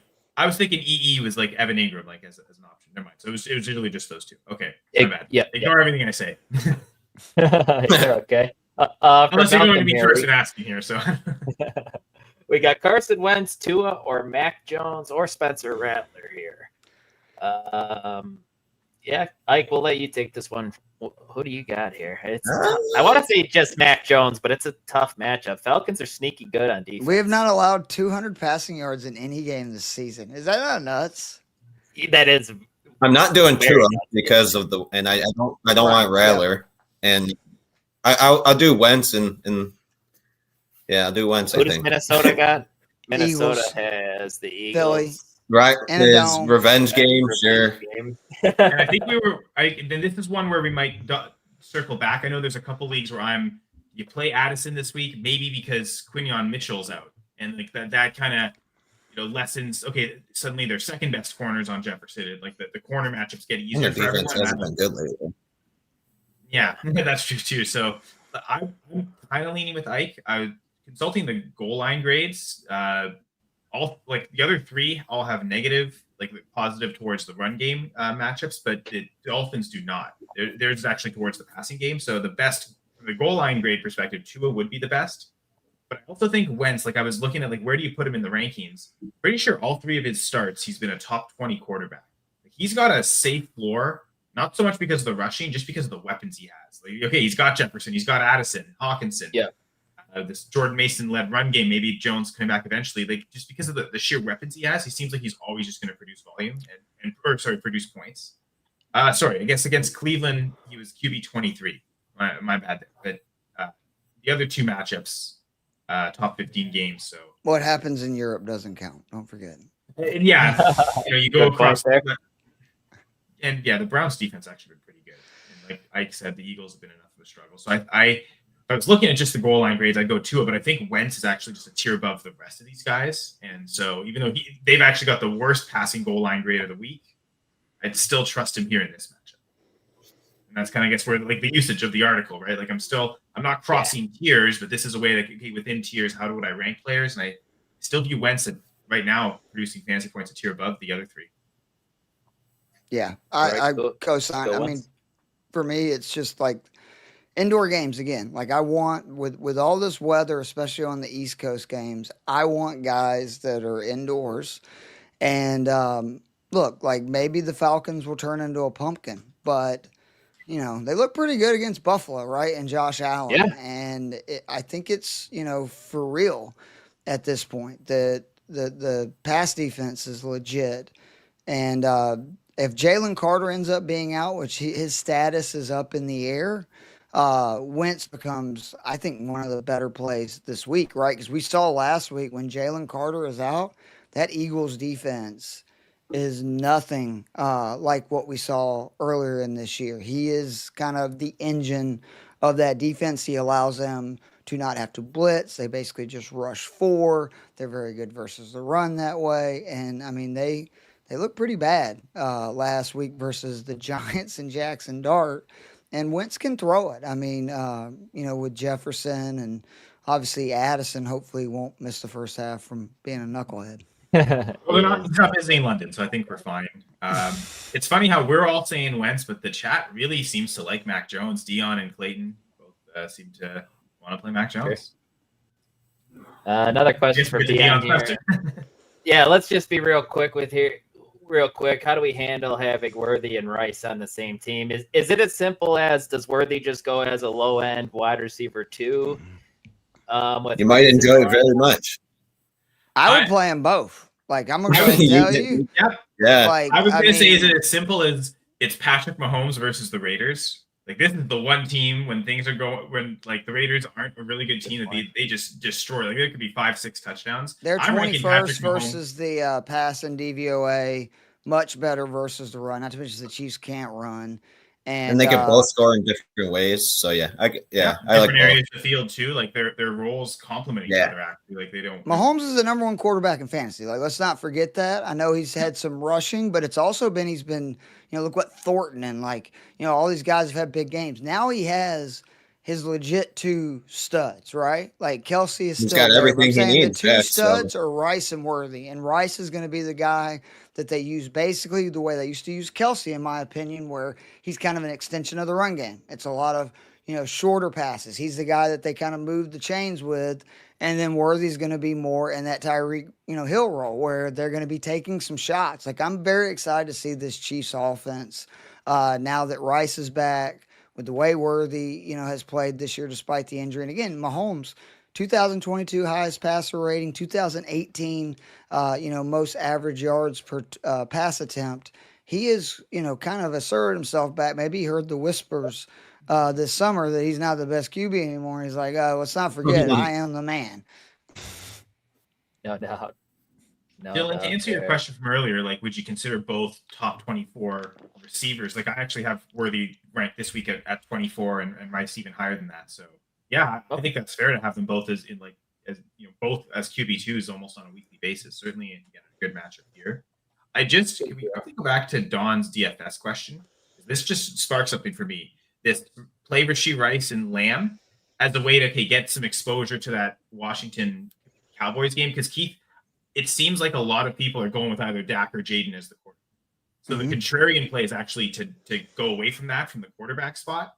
Does Mahomes make a lot of sense as a contrarian play? Which is weird to say, because usually like him against the Raiders would be a big draw, but if his ownership's down, is Mahomes like the perfect contrarian play to stack with Rashee Rice? Yeah, I mean that it definitely makes sense. I mean, for me, the real places that you can get contrarian, I think that Jonathan Taylor is a must play, and I think a lot of people, at least from the ownership projections I've seen, are not, because he's like $8,800, and obviously that's a tough pill to swallow. Yeah. But by doing that and then getting creative, say if Jacoby Myers is out, like I think Trey Tucker is an interesting play, because I think Michael Mayer will be played a lot. Tucker not so much, and but I like Mahomes is definitely a good option. And then again, like if you really want to get weird, people are not going to be playing Fields, and I think that he has a huge upside with the rusher. And if it's a bigger contest, that's kind of what we're looking for. Carson Wentz is another guy that like you can stack him with Addison super cheap. Addison's, I believe, 5,100. And if the Eagles look like what they have lately, like Wentz could, to our point just a minute ago, have a huge game. I like it. Then we got Eric here. A lot of context to this question. Do we drop Bam Knight or Kendre Miller to activate Kittle, or should they just play Goddard? And then it would be, you'd have to pick two if Kittle is activated: Vidal, Kendrick Bourne, Sterling Shepard, or Wandell and Scadaboo. I would wait one more week if you can. Like if it's one of those things where you can get away with not activate him this week. Goddard has a much better matchup. It's pretty insane that Goddard has actually led the Eagles the last 2 weeks in first read target share, and his first read target share now for the season is up to almost 22%. He scored, I believe, in 5 games this year. If you look at it, he's top 3 among tight ends in basically every category that you want. And Atlanta has been one of the stingiest defenses, not only against the pass, but particularly against tight ends. You saw Kincaid has been on a heater. I know not scored last week, but if you look the number 1 tight end, Kincaid really didn't do anything. So I just think it's a tough matchup for Kittle right off the bat. And we're far enough in the season that, again, Atlanta may not be this good of a pass defense. We may find that out. But until proving otherwise, and I have a good option with Goddard, and it prevents me from having to drop Bam or Kendra Miller, which, let's say something happens this week, right? Like where Kamara gets banged up or what. I would hate to get rid of 2 guys that have a piece of a backfield when we all know an injury or something can occur when you actually have a better matchup with the tight end you have in now. Oh, that's a great point, Keith, there. Would if he were to bring Kittle in, would Bam be the drop here with them having a bye next week? And could we see Trey Benson after the bye? I mean, he's definitely coming back, right? Like they've already said that it's probably a 4 or 5 week injury. So I would definitely lean him because I still think Kamara might get traded. Yeah, there's that upside, right? Like where, what does Bam win when he wins? He's still like the lead guy in a committee in Arizona. Mm-hmm. They're not going to give him 80% of the work. They probably wouldn't necessarily with Kendra Miller. You expect if Kamara is traded, Devin Neal's going to be activated and him and Miller are going to split, but there's the upside for Miller to take more of a workhorse role. I have Dallas Goedert as the tight end 4 this week. So yeah, even if I think I wouldn't bench Goddard no matter what. Even if you choose to activate Kittle, it's to play both tight ends. Yeah, that would be because I am looking at. I think I probably would play Kittle over most of those players except Vidal. So it says pick 2. Like Scatterboo too, right? Or it's not Denver, quite, though, right? Like it's I guess. Yeah, that's tough. I guess Good in point. theory, if Denver's pass defense is so good, he would be the one Giants player you'd want to play. So maybe it does make sense to play. Yeah, just to. I think you're right, Dylan. I think I would do that. Just leave if you're able to leave Kittle on the IR, even if he's activated, that's perfect. I guess it's late enough as well that you probably aren't changing much lineups on a Sunday night. Like if he's activated, you can't make any moves. Well, your lineup might already be set, and you don't have to make any moves anyway, so that's fine. So yeah, I think probably just leave Kittle on IR, keep all the players. If you got to cut Bam next week to activate him, so be it. But hold a week and see. And Kendrick Bourne's going to become somebody that you can drop because we know eventually Ayuk's coming back. Once Bourne's been great, but once those receivers get back, he's going to be the odd man out for sure. Well, especially if you're bringing in Kittle, do you want to play Kittle and Bourne on the same week most weeks? Against a tough defense? Yeah, I think that's fair. All right, then the next question we got from Jonathan here. Going against Devontae Adams, just caught 2 touchdowns. He's got 9. I just checked, got 19 fantasy points. Would you roll with Diggs now, or would you go for the little bit more upside, I suppose, with Jameson Williams, knowing that you're chasing 19 fantasy points? Ike, take it away. Well, Diggs is healthy, and will be active, and I think I trust him more with Drake May. Like Keith said, I think last week he's got a first read target share that's pretty high out there. Didn't happen last week, but it could come back this week. So they overturned a 51-yard pass on a pretty weak offensive pass interference, which if that would have stood, he would have still had a really good game. Yeah, we'd be talking about him. I'm going Diggs. I think Diggs is the play as well, Kyle. Yep. They are so close. I think they actually have them back-to-back in my rankings. Okay. If I'm looking at upside, I feel like Williams has the better upside and Diggs is the safer floor. So if you absolutely need to be chasing Adams, I think I want to go with Jameson Williams. Okay. Yeah, I just said Jacoby Myers is inactive today. I was going back to this question. Myers is out, but DeAndre Swift is active too. So answer the question. You called it, Dylan. Swift's going to play. Myers, not the case. Perfect. Brock Bowers is out this week still too. Michael Mayer is definitely serviceable streaming tight end this week. Yes. Other teams to see if there's any other players of note. I think most of it is stuff we also either doesn't matter or stuff we already predicted. Like Calvin Ridley's out, but I think they already announced that like yesterday. Hunter Renfro's inactive. Yeah, it doesn't really do much there. From my brother, Drake May, who I just traded to him this week, or Justin Herbert? I can't sit May right now. I mean, Yeah. it's 20 points per Go on, game. And again, what's great about May, he's not running yet. He's going to have a game where he has like 50, 60 rushing yards. We saw it consistently last year, and that could end up making him like QB1 for the week until, again, the Chargers kind of get more of their pieces back and guys healthy. I trust May more. That's fair. A clean sweep with Drake May over Herbert, who struggled. All right, love that. Then Hunter Henry or Kyle Pitts? Tell him to pick up Michael Mayer. I think I'd rather play Henry. I think especially if you're going to play Drake May, like there's your stack. Yeah, since you're playing Drake May, might as well go Hunter Henry. Even with Diggs healthy, like I guess some weeks who's the top target on the team shifts, but like pretty consistently, Hunter Henry's going to at least be the second target on the team. So Yep. I trust that more. Only Diggs has more targets. Okay.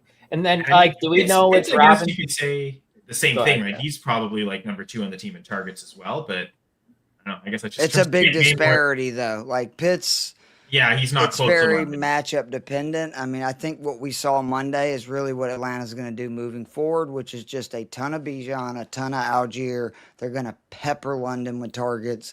And then there will be stuff sprinkled, to other guys. But I do think that they can consistently move the ball just using those guys. Actually, Bijan is second on the team in targets, not Kyle Pitts. There you go. Yeah, Hunter Henry. Yeah, I And like then Henry. Now we can eliminate Jacoby Myers at the second park. Ike, do you know which Robinson that is? That's what I was going to I'm not sure. Well, if think it's Brian- Bijan, play him no matter what. No, it's probably That's easy. No, I think DeMarcus, it's right? Which yeah, one? I could try to look it up real quick in the league we're in. But either Kendrick way, I Bourne, think I'm going DJ Vidal Moore, or overall. Vidal. Are you guys gonna go Vidal over them all? Yes. Yes. Although It is- Stevenson has a Oh, sorry guys, it's wonderful Wandale injury. Robinson is who the Robinson is. Vidal I think I'd still go Vidal. Vidal, yeah. He's been the one guy I think we've all been consensus. Every time he's come up in a question, we're all saying start him. So I know keep bringing in the questions in naturally, but it looks like we're going to be hard pressed to find a question where we're not all picking Vidal to start. Sounds good there. From Andrew here. Had to pick 2 half-point PPR. Rico against the Jets, David Montgomery against Tampa, or Jordan Mason against Philly. Keith, take it away. Where are you going I think here? it's crazy that Jordan Mason is the definite Yeah. of these three, just Yeah. volume alone. And again, the Eagles have not been great versus running backs all season. Especially if Carter's out. Yeah, especially if Carter's out. It looks like he's in because he's not on the inactive list yet. Mhm. I don't know if they released their full inactives, but I'm seeing AJ Dillon's out. Grant Calcaterra's out, but Jalen Carter's not listed. So I'm operating it as if Carter's playing, but we know he's not 100%. Go Dogs. Yeah. For the other, it's tough because I've been saying that, Montgomery has lost his grip on this like the offense, but then what did they say coming out of the game last week for Jamar Gibbs owners? It's not great news that we need to get Montgomery the ball. But I just can't sit Dottle. Like, I can't. Like, for all the things and the concerns I said, could you imagine after the 2 games he just put on, and obviously you either had him or picked him up, like, right before he, went nuclear, sitting him, and then he has a third straight great game. Because, by the way, I know we were talking about the Jets and the Cowboys and the Dolphins are bad run defense. Guess who else is a really bad run defense? The New York Jets. So, Yes. I would start Dottle.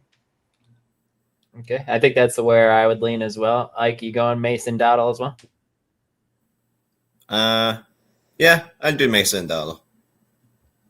All right. Then And I like Chris, breaking it down as like Mason is the must start. I've got him as top Yep. 12. 100%. The Eagles' run defense has been awful. It's really Actually, bad. their short yardage and goal line run defense. It's one of the worst in the league. So there's good touchdown upside with Mason. And without We Aaron just need a Jones, decent game from Wentz, and he should score a touchdown for sure. All right. Kendrick Bourne, Marvin Harrison Jr., Kamani Vidal, Jordan Addison. Got to pick 2. Kyle, take it away. Kamani Vidal. I mean, first off, everyone agrees he's got to be one of these, right? Yes. Yes. And the challenge still exists. Someone find us a question where we're not playing Kamani Vidal. I will say if Kyler Murray was playing, I might lean Harrison and Marv, Addison, sure. but with Brissett, like I just think that's McBride upside all the way. I almost thought you'd say the opposite. Oh, with Brissett, it's better for everyone. So Marv, because that's a little faith you have. It looks like Quinyon Mitchell is going to play as well. So the Eagles have both of those guys playing. So their defense is going to be better, even if, again, neither player is 100%. Because my first thought was Jordan Addison, but I think I'm still going Addison in spite of that. He's going to get it. Okay, he's probably going to get the second best corner on the team instead of the third best corner now, but it's been enough of a struggle as well, even when those guys are healthy, that I'll go Vidal and Addison. Okay, Vidal and Addison for Kyle. Ike, what do you got here? I would do Vidal and MHJ just because from what he said, Addison might now be locked down by someone, and I still have faith in Marvin a little bit. Okay, Keith? Marvin Harrison Jr. or Addison for our second guy here? No, I'm going to go Addison. I mean, you think about it. He scored 33 points in 6 quarters this season. He's seen 14 targets. Like, think about that. He's seen 14 targets in 6 quarters and scored 33 points. And now that J.J. McCarthy is definitely not playing, let's go. Because the Eagles have allowed 53 receptions for 639 yards and 3 scores over their last 4 games. Hell yeah. They're getting, again, work. This is not the Eagles defense that we saw last year. And I really 14 targets. I mean, in 6 quarters, like Addison is a legit, to me, like you start every week guy until McCarthy's back. Now, once McCarthy's back, we got to see him actually be able to, So you got 1 more week of Addison, or maybe 2. So and it may end up being fine for both of them. But you know what I'm saying? Yeah. Like Wentz is the kind of guy that he can use. Like both guys can be unlocked. We saw it all last year, and Addison. Like, he's so much better than I thought he was when he came into the league. And I've just been really impressed. Like, because, again, he set the whole first half, and you're just like, what an idiot. This is why you don't have him. And then he goes out in the second half. It's like, oh, that's why, people That's why you have him. Yeah, he's very good. Yep.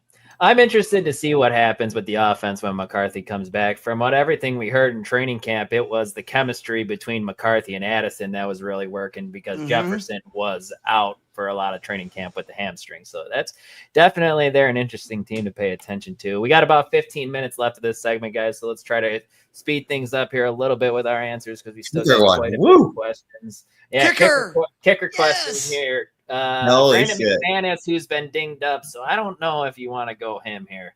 Then we got Matt Gay with Washington, who hasn't been great.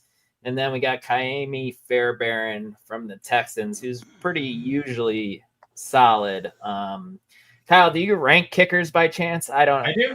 Okay. There we go. On isolated weeks, I have had success. I feel like at some point in the past 5 years, I've been like the #1 kicker ranker on like a single week basis. So I'm not like it. Great, right. But sometimes it works. I've got Fairbairn at kicker number 4 and Matt Gay at kicker number 7. That's what I'm going with. I like Fairbairn as well. Gay has been he's been missing kicks, but he's also playing indoors because of the Cowboys. So I think that's why I've got him ranked highly. But Fairbairn has been one of the better kickers over the past few years. This one's on the road, so it's not an indoor game, but he's someone that I think you pick up for this matchup, and you can rely on knowing his home games are going to be indoors. So I really like Fairbairn.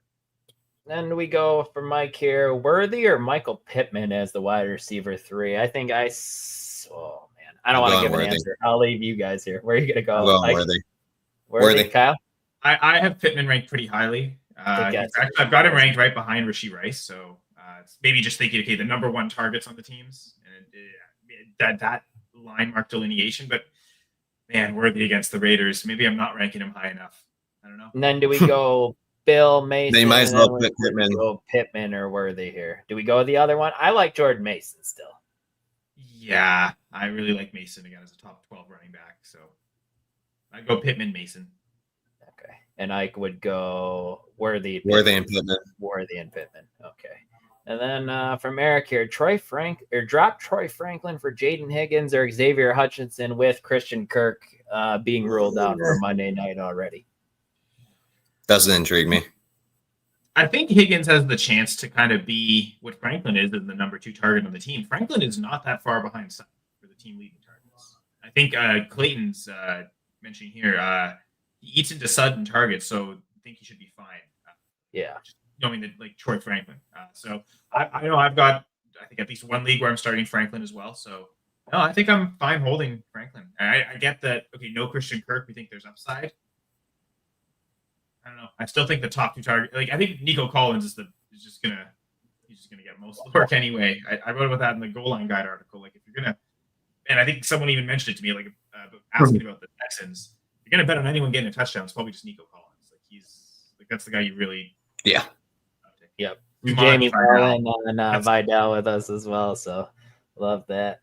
We're going to go with Luke McCaffrey over Sterling Shepard with the lack of clarity around Tampa's wide receiver room. I'm currently starting Burden as well, so could pivot there too. I'd go Luke, I think.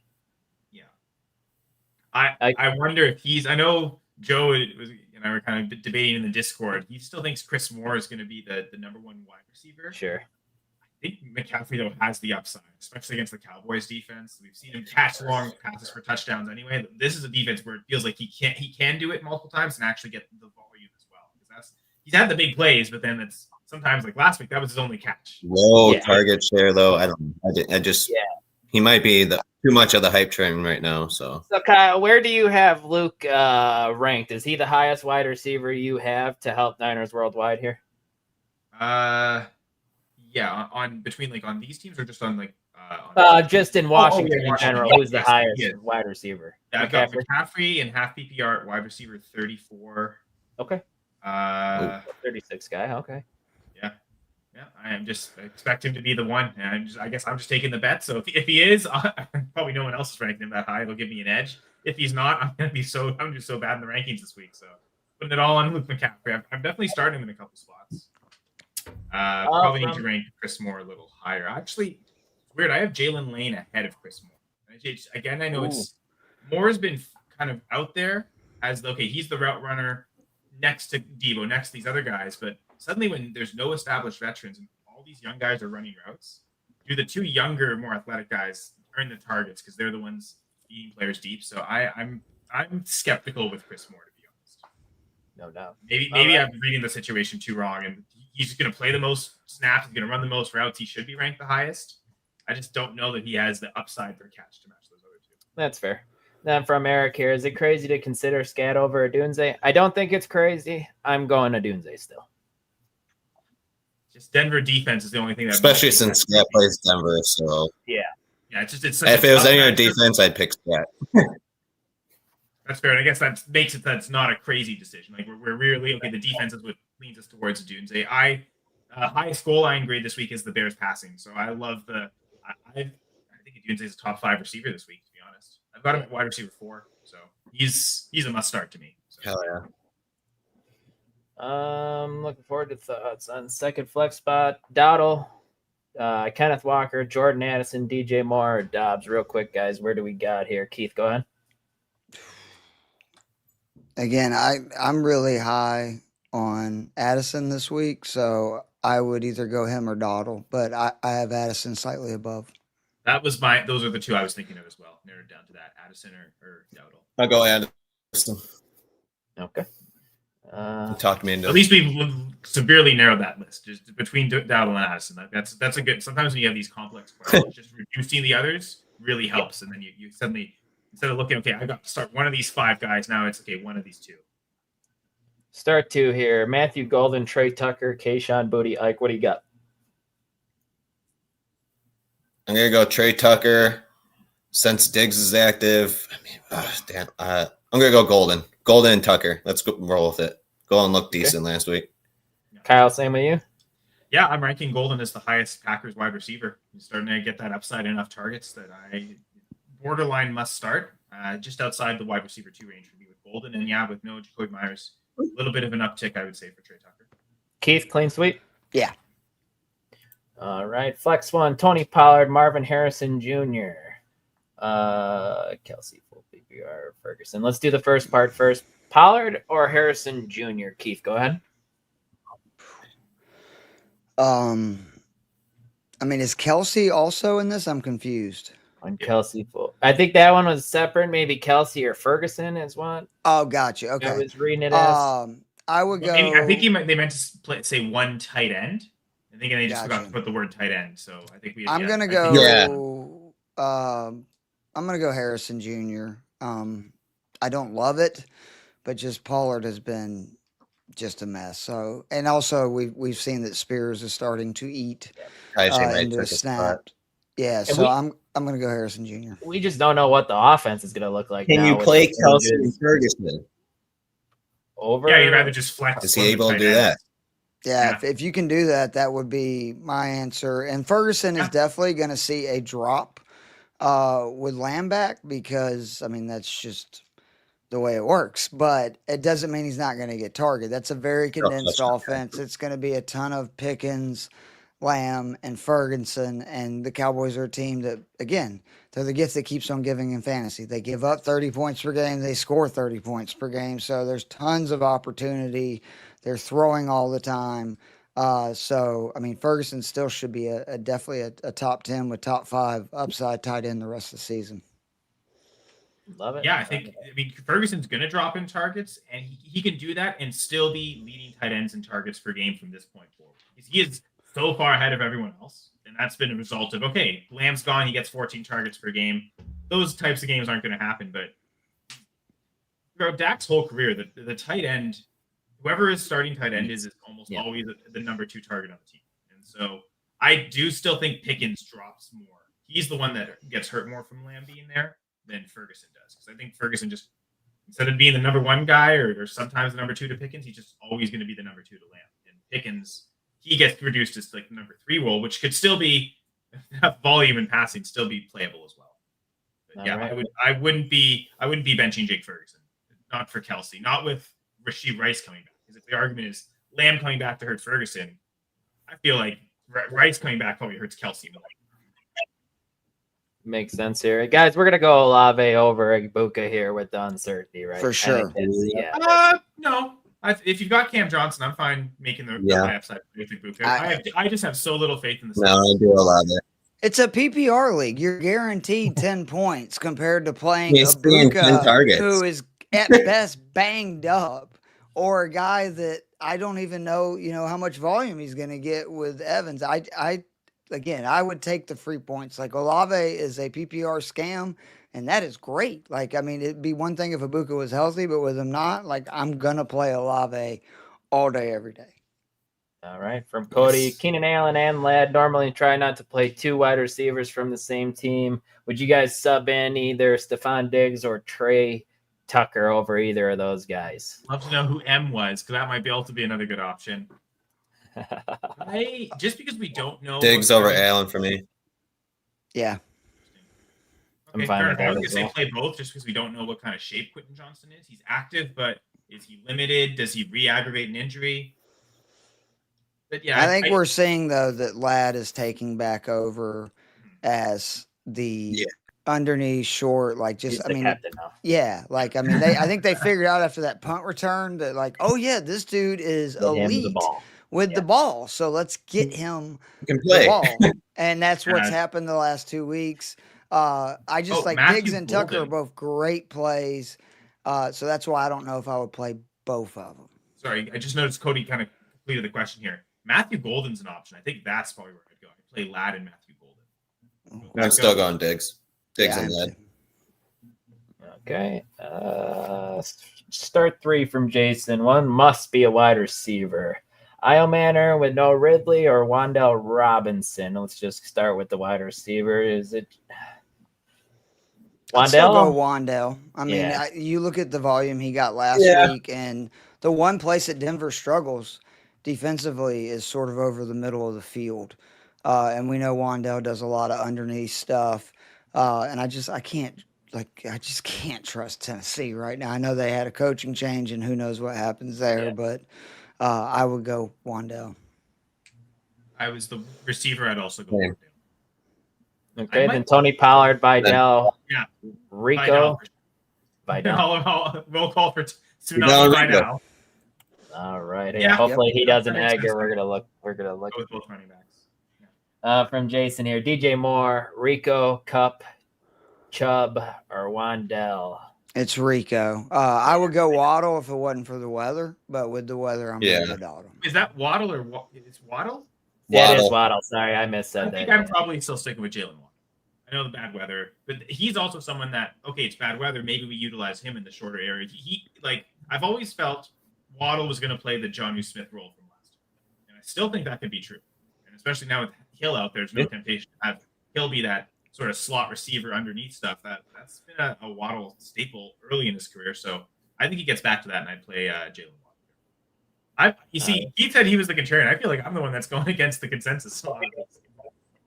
And Brandon, we're still going Kamani Vidal, right? Yeah. This might be the closest, just because if Jacobs is out, that would be intriguing. You get a potential volume back in Emmanuel Wilson, but in that case, I think I'd still go Vidal. Yeah, I would go Wilson if Jacobs is out. Okay. We finally found it. We finally found an answer where one of us will pick against Vidal, but that's it's okay. This guy's going to be maybe a workhorse back. Right? Those are the types of players we're switching over for Vidal. Like anyone else, we certainly haven't taken a wide receiver over Vidal. That's a good question. I would go Trey Tucker here. Volume Walker alone, just with Myers out. Yeah. And man, I don't know what Seattle's doing. It's so frustrating. Walker has been so good. Charbonnet, he's so much better than Charbonnet. Extremely effective, but he's getting more touches. I've watched Charbonnet run. He looks like molasses, dude. I have so many shares of Kenneth Walker in redraft and best ball everywhere. It's not even funny. And that one is just killing me, especially because everything points to Ken Walker being the better running back. They keep giving Charbonnet the goal line stuff too, so it totally saps Walker's touchdown upside. Basically, he needs to score a 30-yard touchdown to find the end zone. It seems, which are great if he can pull off those plays. It's amazing, but you can't count on those, rely on those. Yeah, it hurts me because I love Ken Walker too, but I think with Myers out, I'd go Trey Tucker. Deanne, I would do everything you could to not start Jackson Dart against him. I disagree. Really? Yes. He is averaging 9.5 points per game with his legs. And we've seen these running quarterbacks. It doesn't have to be pretty. And I'm not saying it is going to be pretty. But if you're talking about some of these guys in this really bad weather game, like a 2 or something like that, I would rather have Dart, who 20 points per game. He scored at least 16 points in every start that he's had this year. Dart's somebody that if he is out there, you should go pick him up. Bo Nix and Dart remind me so much of each other their rookie years because of the rushing and the volume and everything. Don't forget, Bo Nix ended up being QB8 his rookie year, and I think Dart has that upside with how much he's running. He is literally, again, 9.5 points per game right now just with his legs. I'm viewing Dart like I do Justin Fields, where we talked earlier about Fields versus Darnold. I think we all took Fields there. I'd go Dart over Darnold as well. So I'm with you. All right. And then just to clarify for BD here, let's just pick 2 out of the 4 real quick. Shepard, McCaffrey, Burden, Coker. It'd be Shepard and McCaffrey for me. Yep. You guys have any? Yeah, about that. I'm excited to see what Coker does, though. I'm a big Coker fan, so I'm excited to have him back. Nothing. Just double checking my rankings between Shepard and Burden. They're really close, but I do have Shepard a couple spots higher. But yeah, Shepard. From Alex, we're going to go with Darren Waller or Mason Taylor, PPR. Mason Taylor as the last man standing. I actually want Mason Taylor. You want me to give you a stat here? Yes. Panthers, 37 receptions, 432 yards, and 3 touchdowns to tight ends this season. The Jets were already targeting Taylor 19% of their pass attempts, and that was before Garrett Wilson's injury.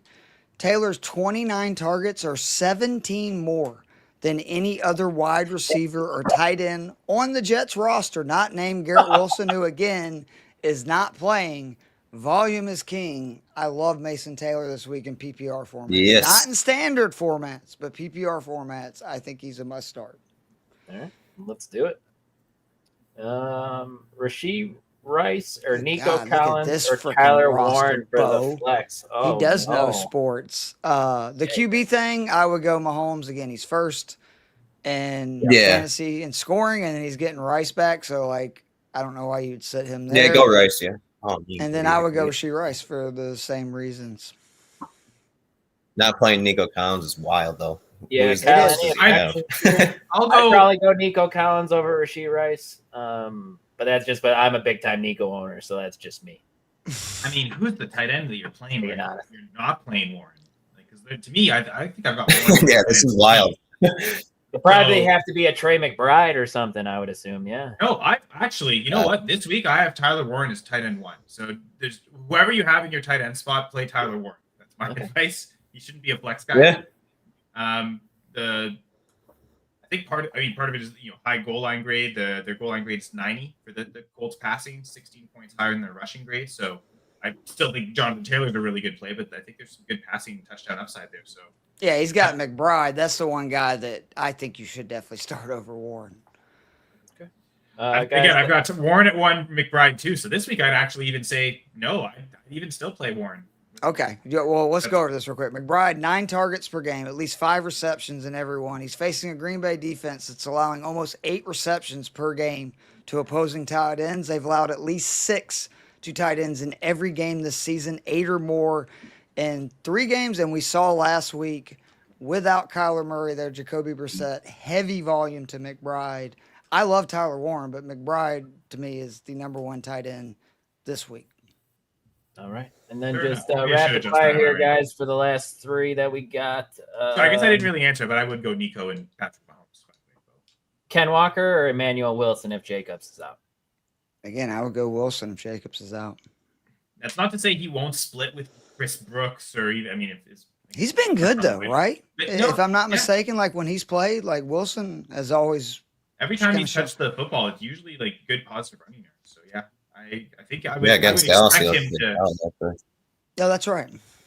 get like less of a split than Ken Walker would be with Charbonnet. So yeah, Which is I ridiculous. would. Yeah. But that's the case. From Dylan here, full point PPR, made a trade, move Swift, have HA and Junkins, needed Nice. wide receiver help. Is that a good move? Yeah, Move Swift for Johnson. I think Sure. for sure. Like, I mean, you have A-Chain who is just automatic. Definitely needed Jenkins, unless they're throwing 50 times a game, which I think Cleveland learned that's not a good recipe for them last week. You're going to see a lot of Jukins. And JCM has kind of taken over this Washington backfield. Like, I'm an idiot because I was telling people don't go get JCM a few weeks ago because Rodriguez was, he was actually 3rd in rushing yards for a stretch. But that was with Marcus Mariota. Now that Jaden Daniels is back and they're up and in games, it's been just all JCM. So I think this is a very smart move. And again, Quentin Johnston, top 5 in receiving yards the last 4 games last year, top 5 receiving yards first 4 games this year. And the Chargers are going to throw now with their running back situation. Right on. And then Bryce Young, Darnold, or Mac Jones. We go Bryce Young here They have the highest passing goal line grade of these on two. the road too. It's one of the highest for the Panthers. But Oh, I still think I lean Darnold in the tough spot against the Texans, and this is again where like the tier difference. Darnold's been really good for fantasy. Yes, he has. So he's in rhythm right now with Jackson Smith and Jigba. So I think Completing I will, 80% of his passes of 10+ air yards, which is absolutely outrageous. Yeah. if he's on this bit of a heater, and we saw him go on an extended heater last season, if he's got something figured out, I actually just made a trade this week for Sam Darnold. This is a super flex league where I was looking at Dylan Gabriel as my only starting quarterback. So now I can also start Dylan Gabriel with Sam Darnold. So that's a lot better. Maybe because I've just traded for him, that's skewing this a little bit. Because again, the goal line grade does say Young, but I'm leaning Sam Darnold here. All right. Sam Darnold it is then from Cody Wandell or go Tucker. Let's go Tucker here. I think just volume alone, Tucker. Ooh, it's funny because I'm Tucker. thinking if it's volume, it's because Wandale is just as the lead target on the Giants. I suppose Trey Tucker could be the lead target on the Raiders too. Better defense. Yeah, maybe you guys are right with Tucker there. Just the rankings. Bo Nix, Justin Fields, Sam Darnold. Still going with Fields. He's going to have to run so much in that game. I would be shocked if he doesn't get at least 5-6 points with his legs. And we've talked about Darnold, tough matchup. And, Bo Nix, again, if they fall behind, very interesting to see what Bo Nix does against a very good Giants pass rush. Yeah, I'm going Fields as well. Love it. Harvey Spears or Bam Knight? Give me Bam Knight. Yeah. Guys, what do you think? It's the only one that we know what his role is. Yeah. Expected the volume of Knight. There's probably more upside with Harvey, but yeah, I think we have Knight as well. All right. From Alex, if Jacobs is out, flex Hubbard, Henderson, Dobbs, or Robinson. If it's PPR, I would go Robinson. If it's not, I'd probably play Hubbard. See, I mean, knowing and they already got Dowdle in the line. Okay. I think I want to play both Dowdle and Hubbard. Yeah, I think actually you're right. Seeing that second part, I would just go Really ahead and make Wendell. sure you get the points. Jets again are really bad versus the run. I like that. Yep. You see, if And then Jacobs is out, I also I don't think it's all going to go to Manuel Wilson. They might just pass more, and so I actually like Romeo Dubs in this situation if Jacobs is out. Then last one here from Juan, wide receiver 2, wide receiver 3, tight end, and flex spot. We got Quinn Johnston, Kayshawn Booty, Addison McCaffrey. Addison, lock him in. Yeah, I'm seeing And then Krosky Quentin for- Johnston for the seeing wide Krosky- receivers. Yep. Yeah, Yeah, Krosky Yeah, would yeah, definitely be the running back. Tight end, I who is Jay Taylor? Am I missing something? Is that Mason? Well, I Taylor? think that's after. Like I think. Oh, I'm and it's sorry. Just Okay. Ertz versus Kittle. I When you would say go he's already Ertz. starting Jacobs. He's already starting Jonathan Taylor. With all the injuries to Washington, I actually think, and that's what I was going to say for DFS as well. Ertz is 3,800. McCaffrey's 4,100. Moore is 3,000. Like I think Ertz is actually the guy that's most likely to get volume and put up points. And if you can find the extra 800 to move it from Moore to Ertz, that's the way to go. And then again, Falcons have been very good versus tight ends. Have not allowed 200 plus passing yards. May change this week, but with a 5-game sample size, I'm just not rolling out a lot of pass catchers versus Atlanta. Yeah, I think too with Ertz and Kittle, they're both going to be questionable. So the fact that Ertz plays sooner, once you see that he's active, it's really tempting to just play him and not have any future risk of. Okay, That's fair. No, that's a good point. They're saying Kittle's coming back, but isn't he still We haven't for sure confirmed it until we see that inactive report. So yeah, I think Jordan Addison, Quentin Johnston, Ja'Cory Krosky, Merritt, Zach Ertz. Those would be the 4. Yep. All right. And then he keeps firing away here. So let's be quick. Running back 1, 2 wide receivers, and a flex spot. We're firing up CD, obviously. I think CD and JSN. Yeah. They're locked in. they're Putting Rice in the butt. And then Kyron Williams is already playing here, so that kind of hoses him there. Then would you guys go Kamara or Javonte Williams? Is it Javonte? Kamara. Yes, I would go. Kamara has a good matchup. Okay, then tight end Michael Mayer, Jake Ton. Just go Michael Mayer, right? Kelsey. Right, Kelsey. I'll play Kelsey. Oh, I didn't see Kelsey there. Stuff to keep. There's 4 of them, right? So but yeah. Yeah, okay, yeah, I missed Kelsey there. Wide receiver 2 and flex spot. AJ Brown, Marvin Harrison Jr., Dobbs, Bourne, Vidal. Wilson's not going to play. Vidal and Brown. AJ Brown, I suppose, yeah, and Vidal for us in the flex here over Marv. I like the passing goal line guide with the grade with the Eagles, second highest this week. So again, good week for the Eagles pass catchers, I think. Tight end, wide receiver, flex, Rome, AJ Brown, Olave, Kittle, Harrison, Addison, Ferguson. I'm gonna go Rome, wide receiver 2, right? Yes. Then Addison, and then we go Ferguson or Kittle at the tight end. I'd still go Ferguson. Okay. Yeah, I'd say Addison, Ferguson. Those would be the 3 I'd play as well. Calvo, Ladd, or Pittman? We're gonna go Ladd here. Oh yeah. Okay. From Jody, wide receiver 2 wide receiver and 2 flex. Keenan Allen, Michael Pittman, Wandell. We can cross off Igbuka for me, anyways. JCM, Montgomery, have JT and Tyler Warren worried about. Can also pick up Bourne, Booty, Tez Johnson. I mean, again, I'm thinking if you can pick up one of those Bucks guys, Tez Johnson, I'd pick him up and risk it with Igbuka. I know you guys Pittman, have JCM, and Yeah. Yeah, that's where okay. Yep. Both Pittman play and JCM, PPR. yeah, I like them too. Yeah. High upside wide receiver and flex started BTJ, but deciding between Tet, Golden, Fannin, K9, DJ Moore, Trey Tucker. Locking in Tet here, right? Yep. McMillan, yeah. Yep. Jets run a ton of man, and he is just Now obliterated. he's going to see probably Sauce Gardner. Is that that's the one reason why you might even consider it, right? Like consider benching him. Have you seen the Jets defense this Yeah. year? Like he is not the Sauce Gardner from a few years ago. There's been plenty of wide receivers ones that have cooked up. Sutton's dud last He week. did shut Sutton down, And yeah. Sutton's been pretty good. Like I was going through his box score. He's outside Sutton's of, also got Bo Nix throwing on the ball. Who's Yeah, not throwing it very hasn't well. been So. great. Yeah. But I mean, Sutton's been a top 20 receiver 4 of the 6 weeks this year. Yeah. He's been really smashing. So to see him get shut down, I don't know. I think, yeah, it's All a right. concern, but not enough a concern for me to bench McMillan. We're gonna go lower. We're gonna go Fannin, DJ Moore, or Tucker is what it comes down to, right? Do we go? Oh, Tucker needed two, here right? over Yeah, DJ yeah. Moore? No, I like Matthew Golden still. I think Tucker. again, I'm kind I of got Tucker. I'm considering Golden the Packers wide receiver 1. So. Drake May, right? Over Mayfield. No, I said it last week, Yep. and I was Still proved Baker? right. I'm not sitting Baker Mayfield as a top Okay. 5 QB every week. I've actually got Baker at 7, Drake May at 8. I was thinking May, but yeah, I guess my rankings say Baker. Okay, and then last one, hopefully, we got a starter bench: Luke McCaffrey, Marvin Harrison, or Kendrick Bourne. I can't here. sit Harrison for those guys. Let's go, Marv. Yeah, that's where I'm Nope. at as well. Kyle. Yeah, I think so.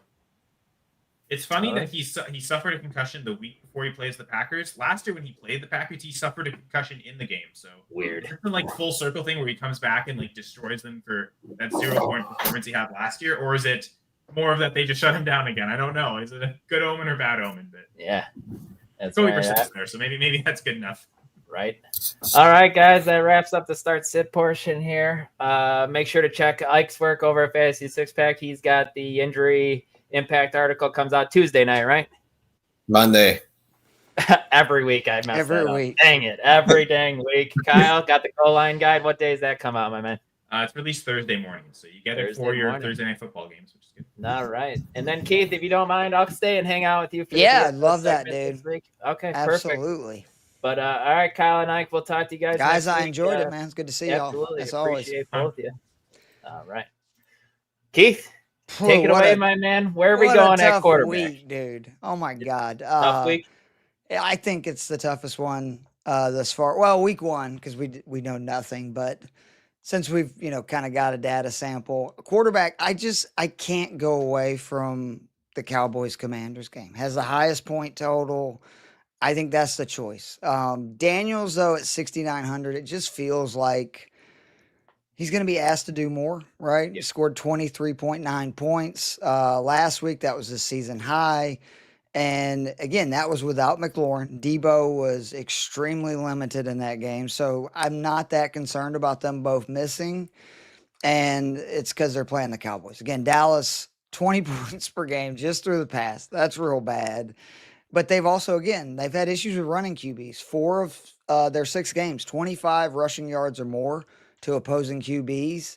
And Daniels is averaging 4.4 points per game just with his legs. And that's despite him not having a rushing touchdown this season. So that could change this week. And he's dinged up too still. So and he had, I think, like 50 yards last week. So I think obviously he's comfortable running again. Yep. But Dak at 6,500, I mean, come on, he's averaging 23 points per game his last 3.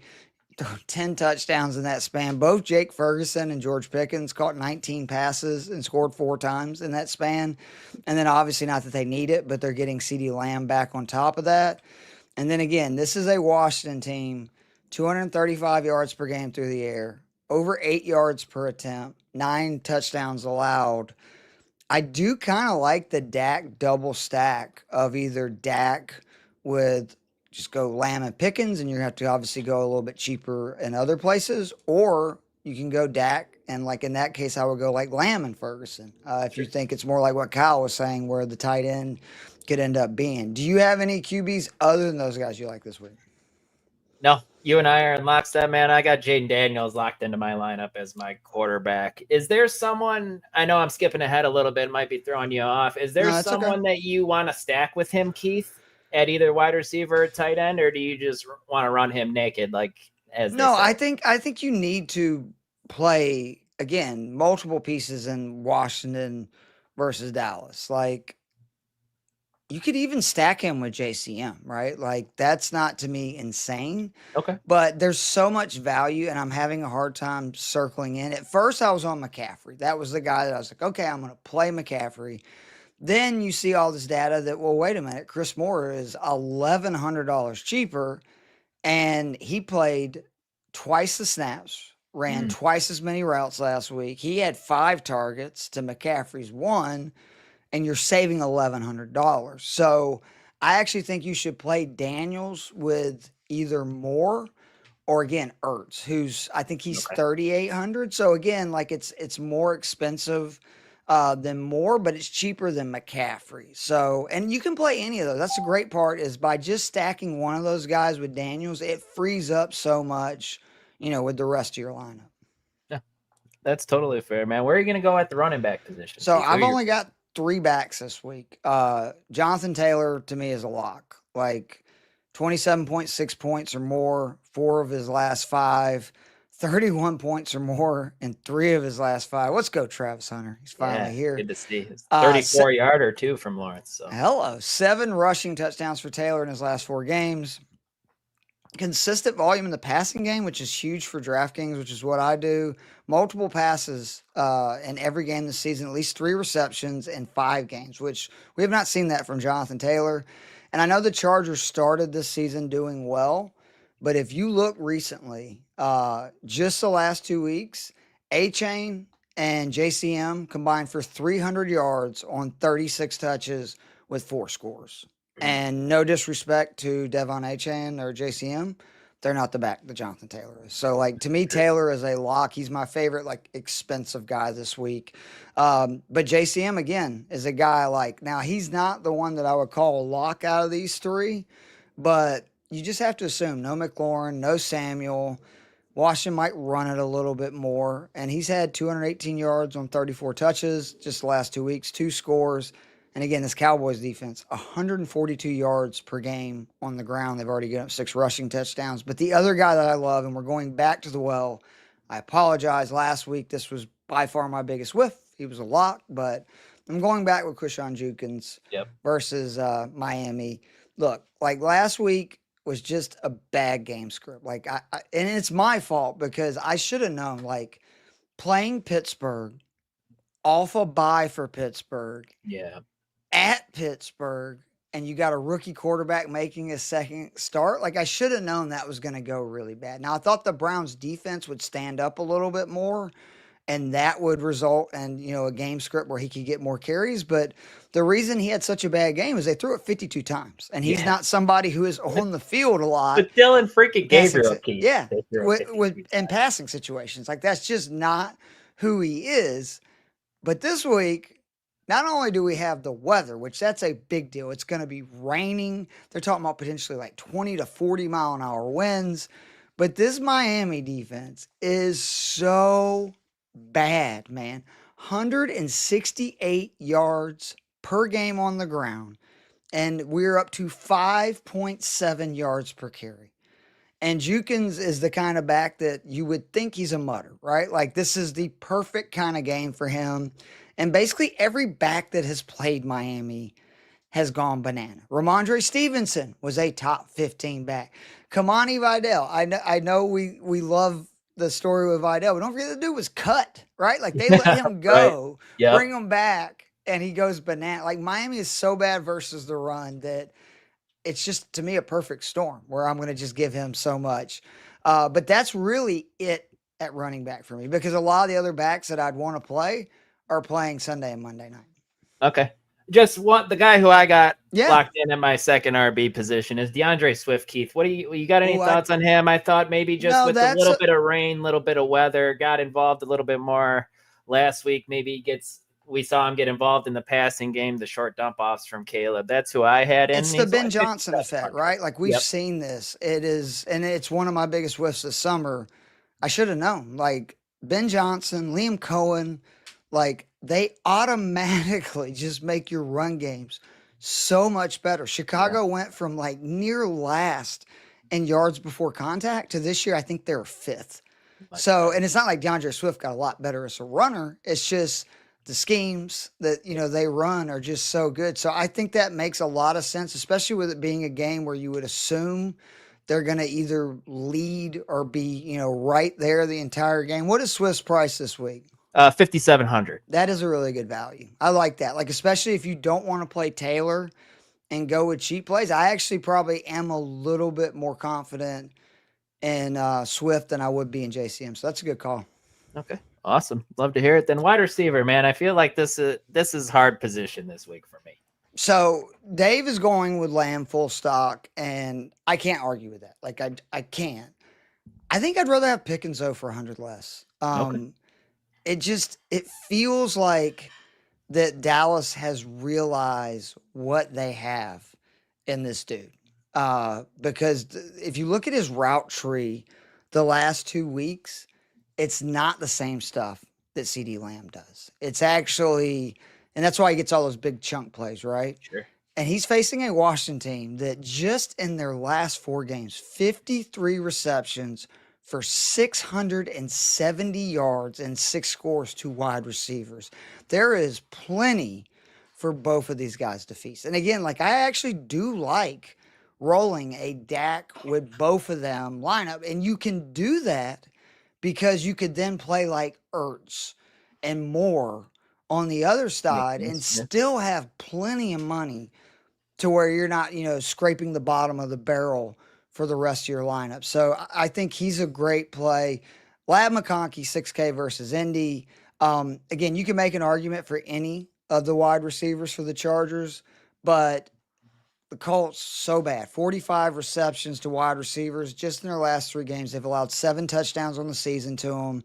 And the main reason I like Ladd over QJ is a few reasons. He scored a touchdown in consecutive games. Again, I think it's like the light bulb went off in, Herbert's head that, hey, this guy's really good. I forgot. And Keenan Allen's old. Like, yes, Keenan can catch passes, but he ain't going to do anything with the ball afterwards, which is very important.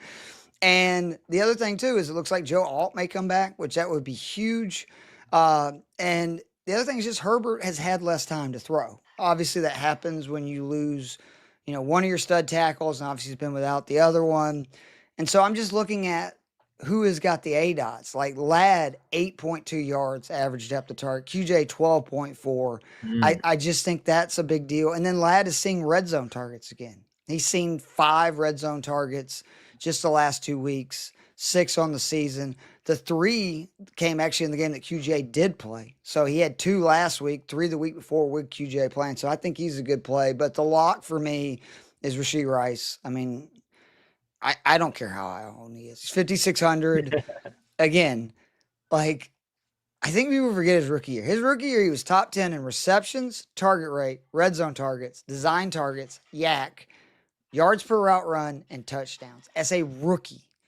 And then in the 3 games last year that he played, 24 receptions, 288 yards, and 2 scores. They've already said no restrictions. You're full go. And the Raiders are 21st in DVOA versus the pass. So, again, lock it in. I love Jordan Addison this week as well, 5,100, 33.5 points in just 6 quarters. 14 targets, 9 receptions in just 6 quarters. I was worried that if JJ McCarthy, and I put that in my cash game cheat sheet, that if McCarthy played, I would pivot away from this. But with Wentz playing, I love this. I mean, the Eagles this year, over the last 4, 53 receptions for over 600 yards and 3 scores to wide receivers. So they, I know everybody was talking about, well, Quentin Mitchell's playing and the Eagles corners. They've been getting burnt. Like it's not the defense that it was last year. And then again, I had Luke McCaffrey on the cheat sheet, and I'm sorry, I will change that when we get done with this. But I think that, more is the play if you're going to play one of these guys, just because it's saving you $1,100. That's a huge deal. And again, he played double the snaps, ran double the routes, 5 targets to his 1.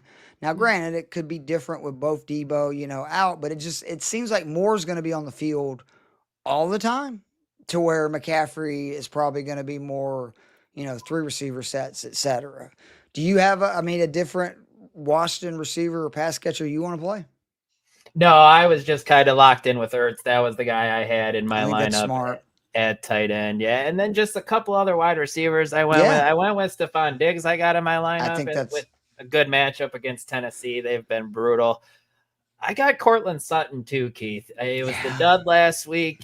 The squeaky wheel gets the grease maybe this week, and it's a pretty solid matchup against not a great secondary for the Giants. I have Rashee Rice, and I had George Pickens in my lineup too as well. So I want to say too that for GPP contests, I think Marvin Mims and Franklin are also like great plays because they're really cheap, and this is a Giants pass defense that they give up big plays, and then they run man a lot, which it's actually Mims and Franklin who, again, it's because Sutton's just a good receiver. His numbers are pretty even versus zone and man, but you see a huge difference in Mims and Franklin when they're facing man defense compared to zone. They get open a lot more, they get targeted more, etc. So they're also good darts.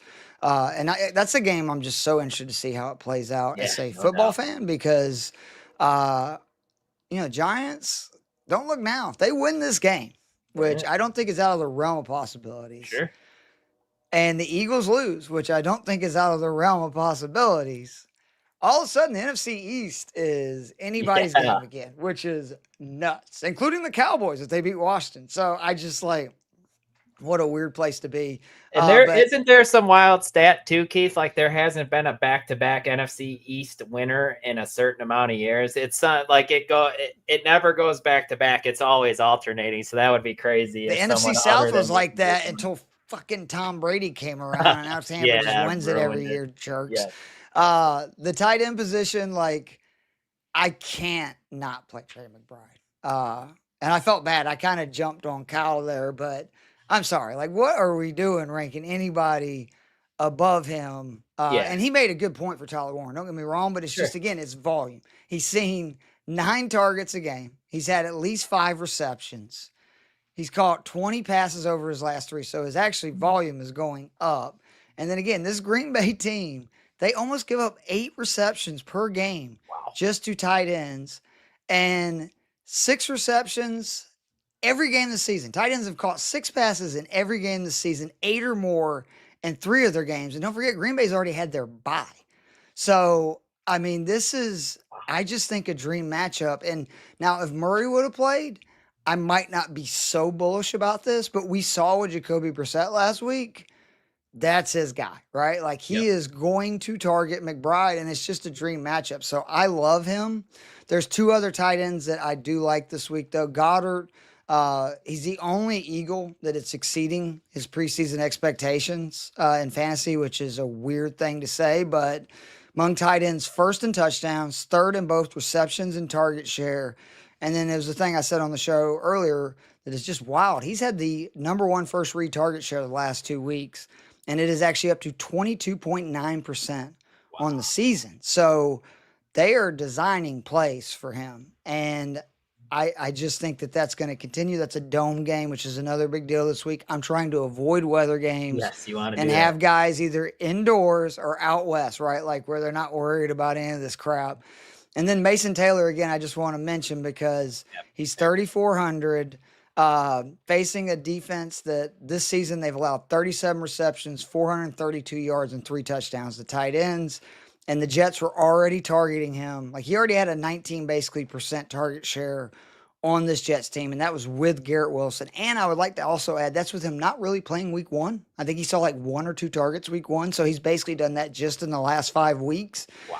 And then his 29 targets are 17 more than any other Jets wide receiver or tight end this season. So I just how many targets is he going to get today? We saw a game a couple of weeks ago, right, where he got 12.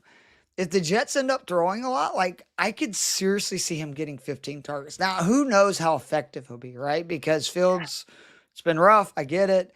No, Garrett Wilson might make it, just ugly. Who knows? But if they're throwing, he's going to get volume. There's just no way. Because who are they going to throw it to? You got what? Arian Smith. You got Josh Reynolds. You got, it's not rough. Pretty.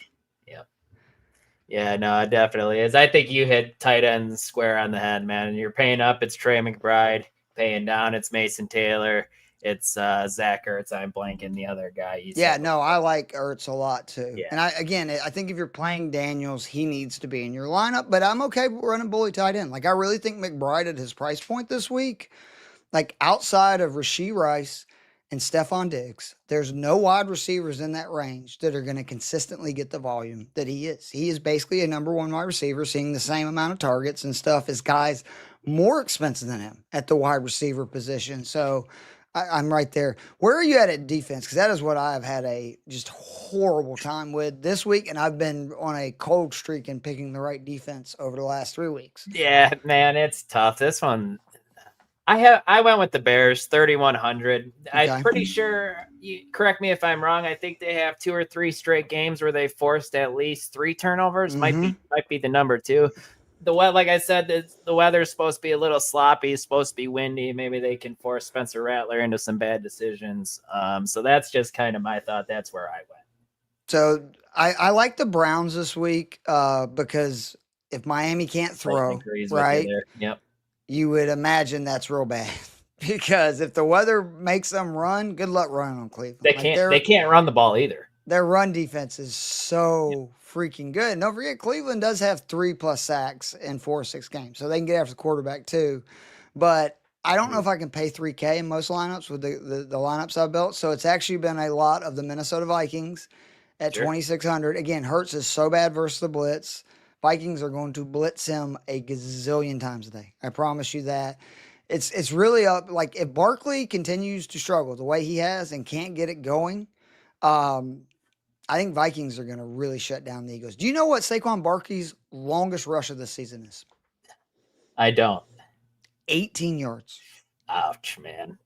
Just to think about what he was doing all last year with the breakaway. I am pretty sure he had like 35 runs of 20 yards or more last season. Oh. We are 6 games into the season and 18 yards. So, like, I'm sorry, that proves it's not just the offensive line. Yeah. Because that means he's getting tackled from behind, right? Like, that means guys are catching him. Maybe he's lost a step, which that's a shame for Barkley, but, you know, he'll always have last year. The other defense is the Giants, 2,200. I don't trust Bo Nix. Like, I just don't. I think that, you know, the Giants have scored 7 or more points 2 of their last 3. Remember, they played the Eagles and Chargers, so those are not terrible offenses. And Denver has turned the ball over 7 times in 6 games, allowed 6 sacks. And I think if they fall behind, which is possible with the way the Giants are, you know, moving the ball and stuff, look out, because their pass rush is now really coming. Multiple sacks in 5 or 6 games, 3+ in half of them. And now, don't get me wrong, I think the Giants and the Vikings both could go terribly wrong, right? Like, I think the Eagles could get healthy and just be scoring like crazy. Sure. Like, that could happen. I think the Broncos could end up at home just thumping the New York Giants. But I'm a big believer in defense. Like, I would rather take a chance on a 2,200 or 2,600 defense than spend up when defense is just so random anyway. Yeah, it is. And really take is. that few $100s to make an upgrade at wide receiver or an upgrade at quarterback or tight end or whatever. And again, that's something Dave Eddy really convinced me of last year. I used to be a guy that, well, it's like, oh, if it's a great matchup, I'll spend 3,400. And he's like, we see this every week though. Like, it's just random. I mean, like, if a defense has a pick 6, it's just random. That's 8 points right there. They're going to be a good play, right? It doesn't matter if they give up 40 points at that point. They're still going to have that pick 6. So he really convinced me of that. And also special teams, you know, comes into it if they have a punt or kick return touchdown. So that's kind of where I'm at, though, this week. I love it, Keith. Great stuff as always, man. Before we get out of here, let's answer a couple of quick questions we got. Sam Darnold or Mac Jones, 6-point TD. We're going to go Sam Darnold here. Both tough matchups, but yeah, Keith alluded to it earlier. If you want to just give your stat again, Keith, go ahead. It's shocking. Falcons have not allowed 200+ passing yards yet this season. Love it. Love it there. Start 2 running backs needs a big week. Rico, Swift, Ja'Cory Krosky, Merritt. Let's start there. We like all 3 of these guys too. Yeah, I think Merritt is... No, I think I'd actually go Merritt and Swift. Now, and I just... Well, he says he needs a really big week. Because of that, I might go actually Dottle and Swift. I like JCM and Swift more, but we've seen what Donald's done the last 2 weeks. Yep. And if you're telling me you need a big week, could you imagine if you set him coming off of 2 humongous weeks and then say he has another monster game? You wouldn't be able to live with yourself. So I'm probably going to go Donald and Swift then. And then Fannin or Mason Taylor. I don't think you could really go wrong with either here. Is it Mason Taylor just with the weather tiebreaker, Keith? I think that the Jets are going to have to throw a lot. I don't think the Browns will. So I would go Mason Taylor. All right. And then Kamara or Monty flex PPR. I still like Kamara. I mean, it's a really good matchup, as Ike was alluding to earlier. And, he is starting to catch passes, which makes me feel a lot better as him everywhere. Like, he has 9 receptions the last 2 weeks. He didn't have that many the first 4. So that makes me feel a lot better about him in PPR. No doubt. And then would you go with Caleb Williams or would you lean Fields here? I'm going to go Caleb. I know how you feel about Fields, though. Do you lean Fields? No, Caleb would be one of the guys that, I mean, you just look at it like he's basically a top 5 QB right now. So Sure. I would still probably start Caleb, especially with his rushing. Like, he is also getting tons of points from running. Love it. Then we got last one from Bryce here, Cortland Sutton or Rashee Rice. That one's Rashee Rice, right? Yeah, I can't sit Rashee Rice. I mean, you've waited 6 weeks, right? Like, if you drafted this guy, this is like, I've been laughing at people who are like asking whether or not to start. I'm like, you waited 6 weeks. You drafted this guy knowing you're going to have to wait till right now. So hell yeah, he's going in my lineups. Love it. All right, Keith, before we get out of here, man, go ahead, plug away what you got going on this season. Just the main thing is come hang with us. Me and Casey, Tuesday night, we record the 12 stats you need to know. It's usually 20 to 30 minutes. We have a lot of fun doing it. I think we give some good information that's fun to know. So definitely check that out. And then me and Joe Matz every Friday night, 9 p.m. on Fantasy Six Pack. And then you have both my main slate article that usually comes out Friday afternoon and my cash game cheat sheet if you're a premium Fantasy Six Pack member is available. Love it. Yep. Go check out fantasysixpack.net/plans. Become an all access member and make sure to check that out. Everyone, we appreciate all the comments, all the love you've been giving us. We really do appreciate it. We have a lot of fun each week helping you guys out. Hopefully we're helping you out and your lineup's not steering you the wrong way. But we'll be back at it again next week with the same crew, same time. So, all right, guys, great talking with you all, and we'll talk to you next week. See you, Keith.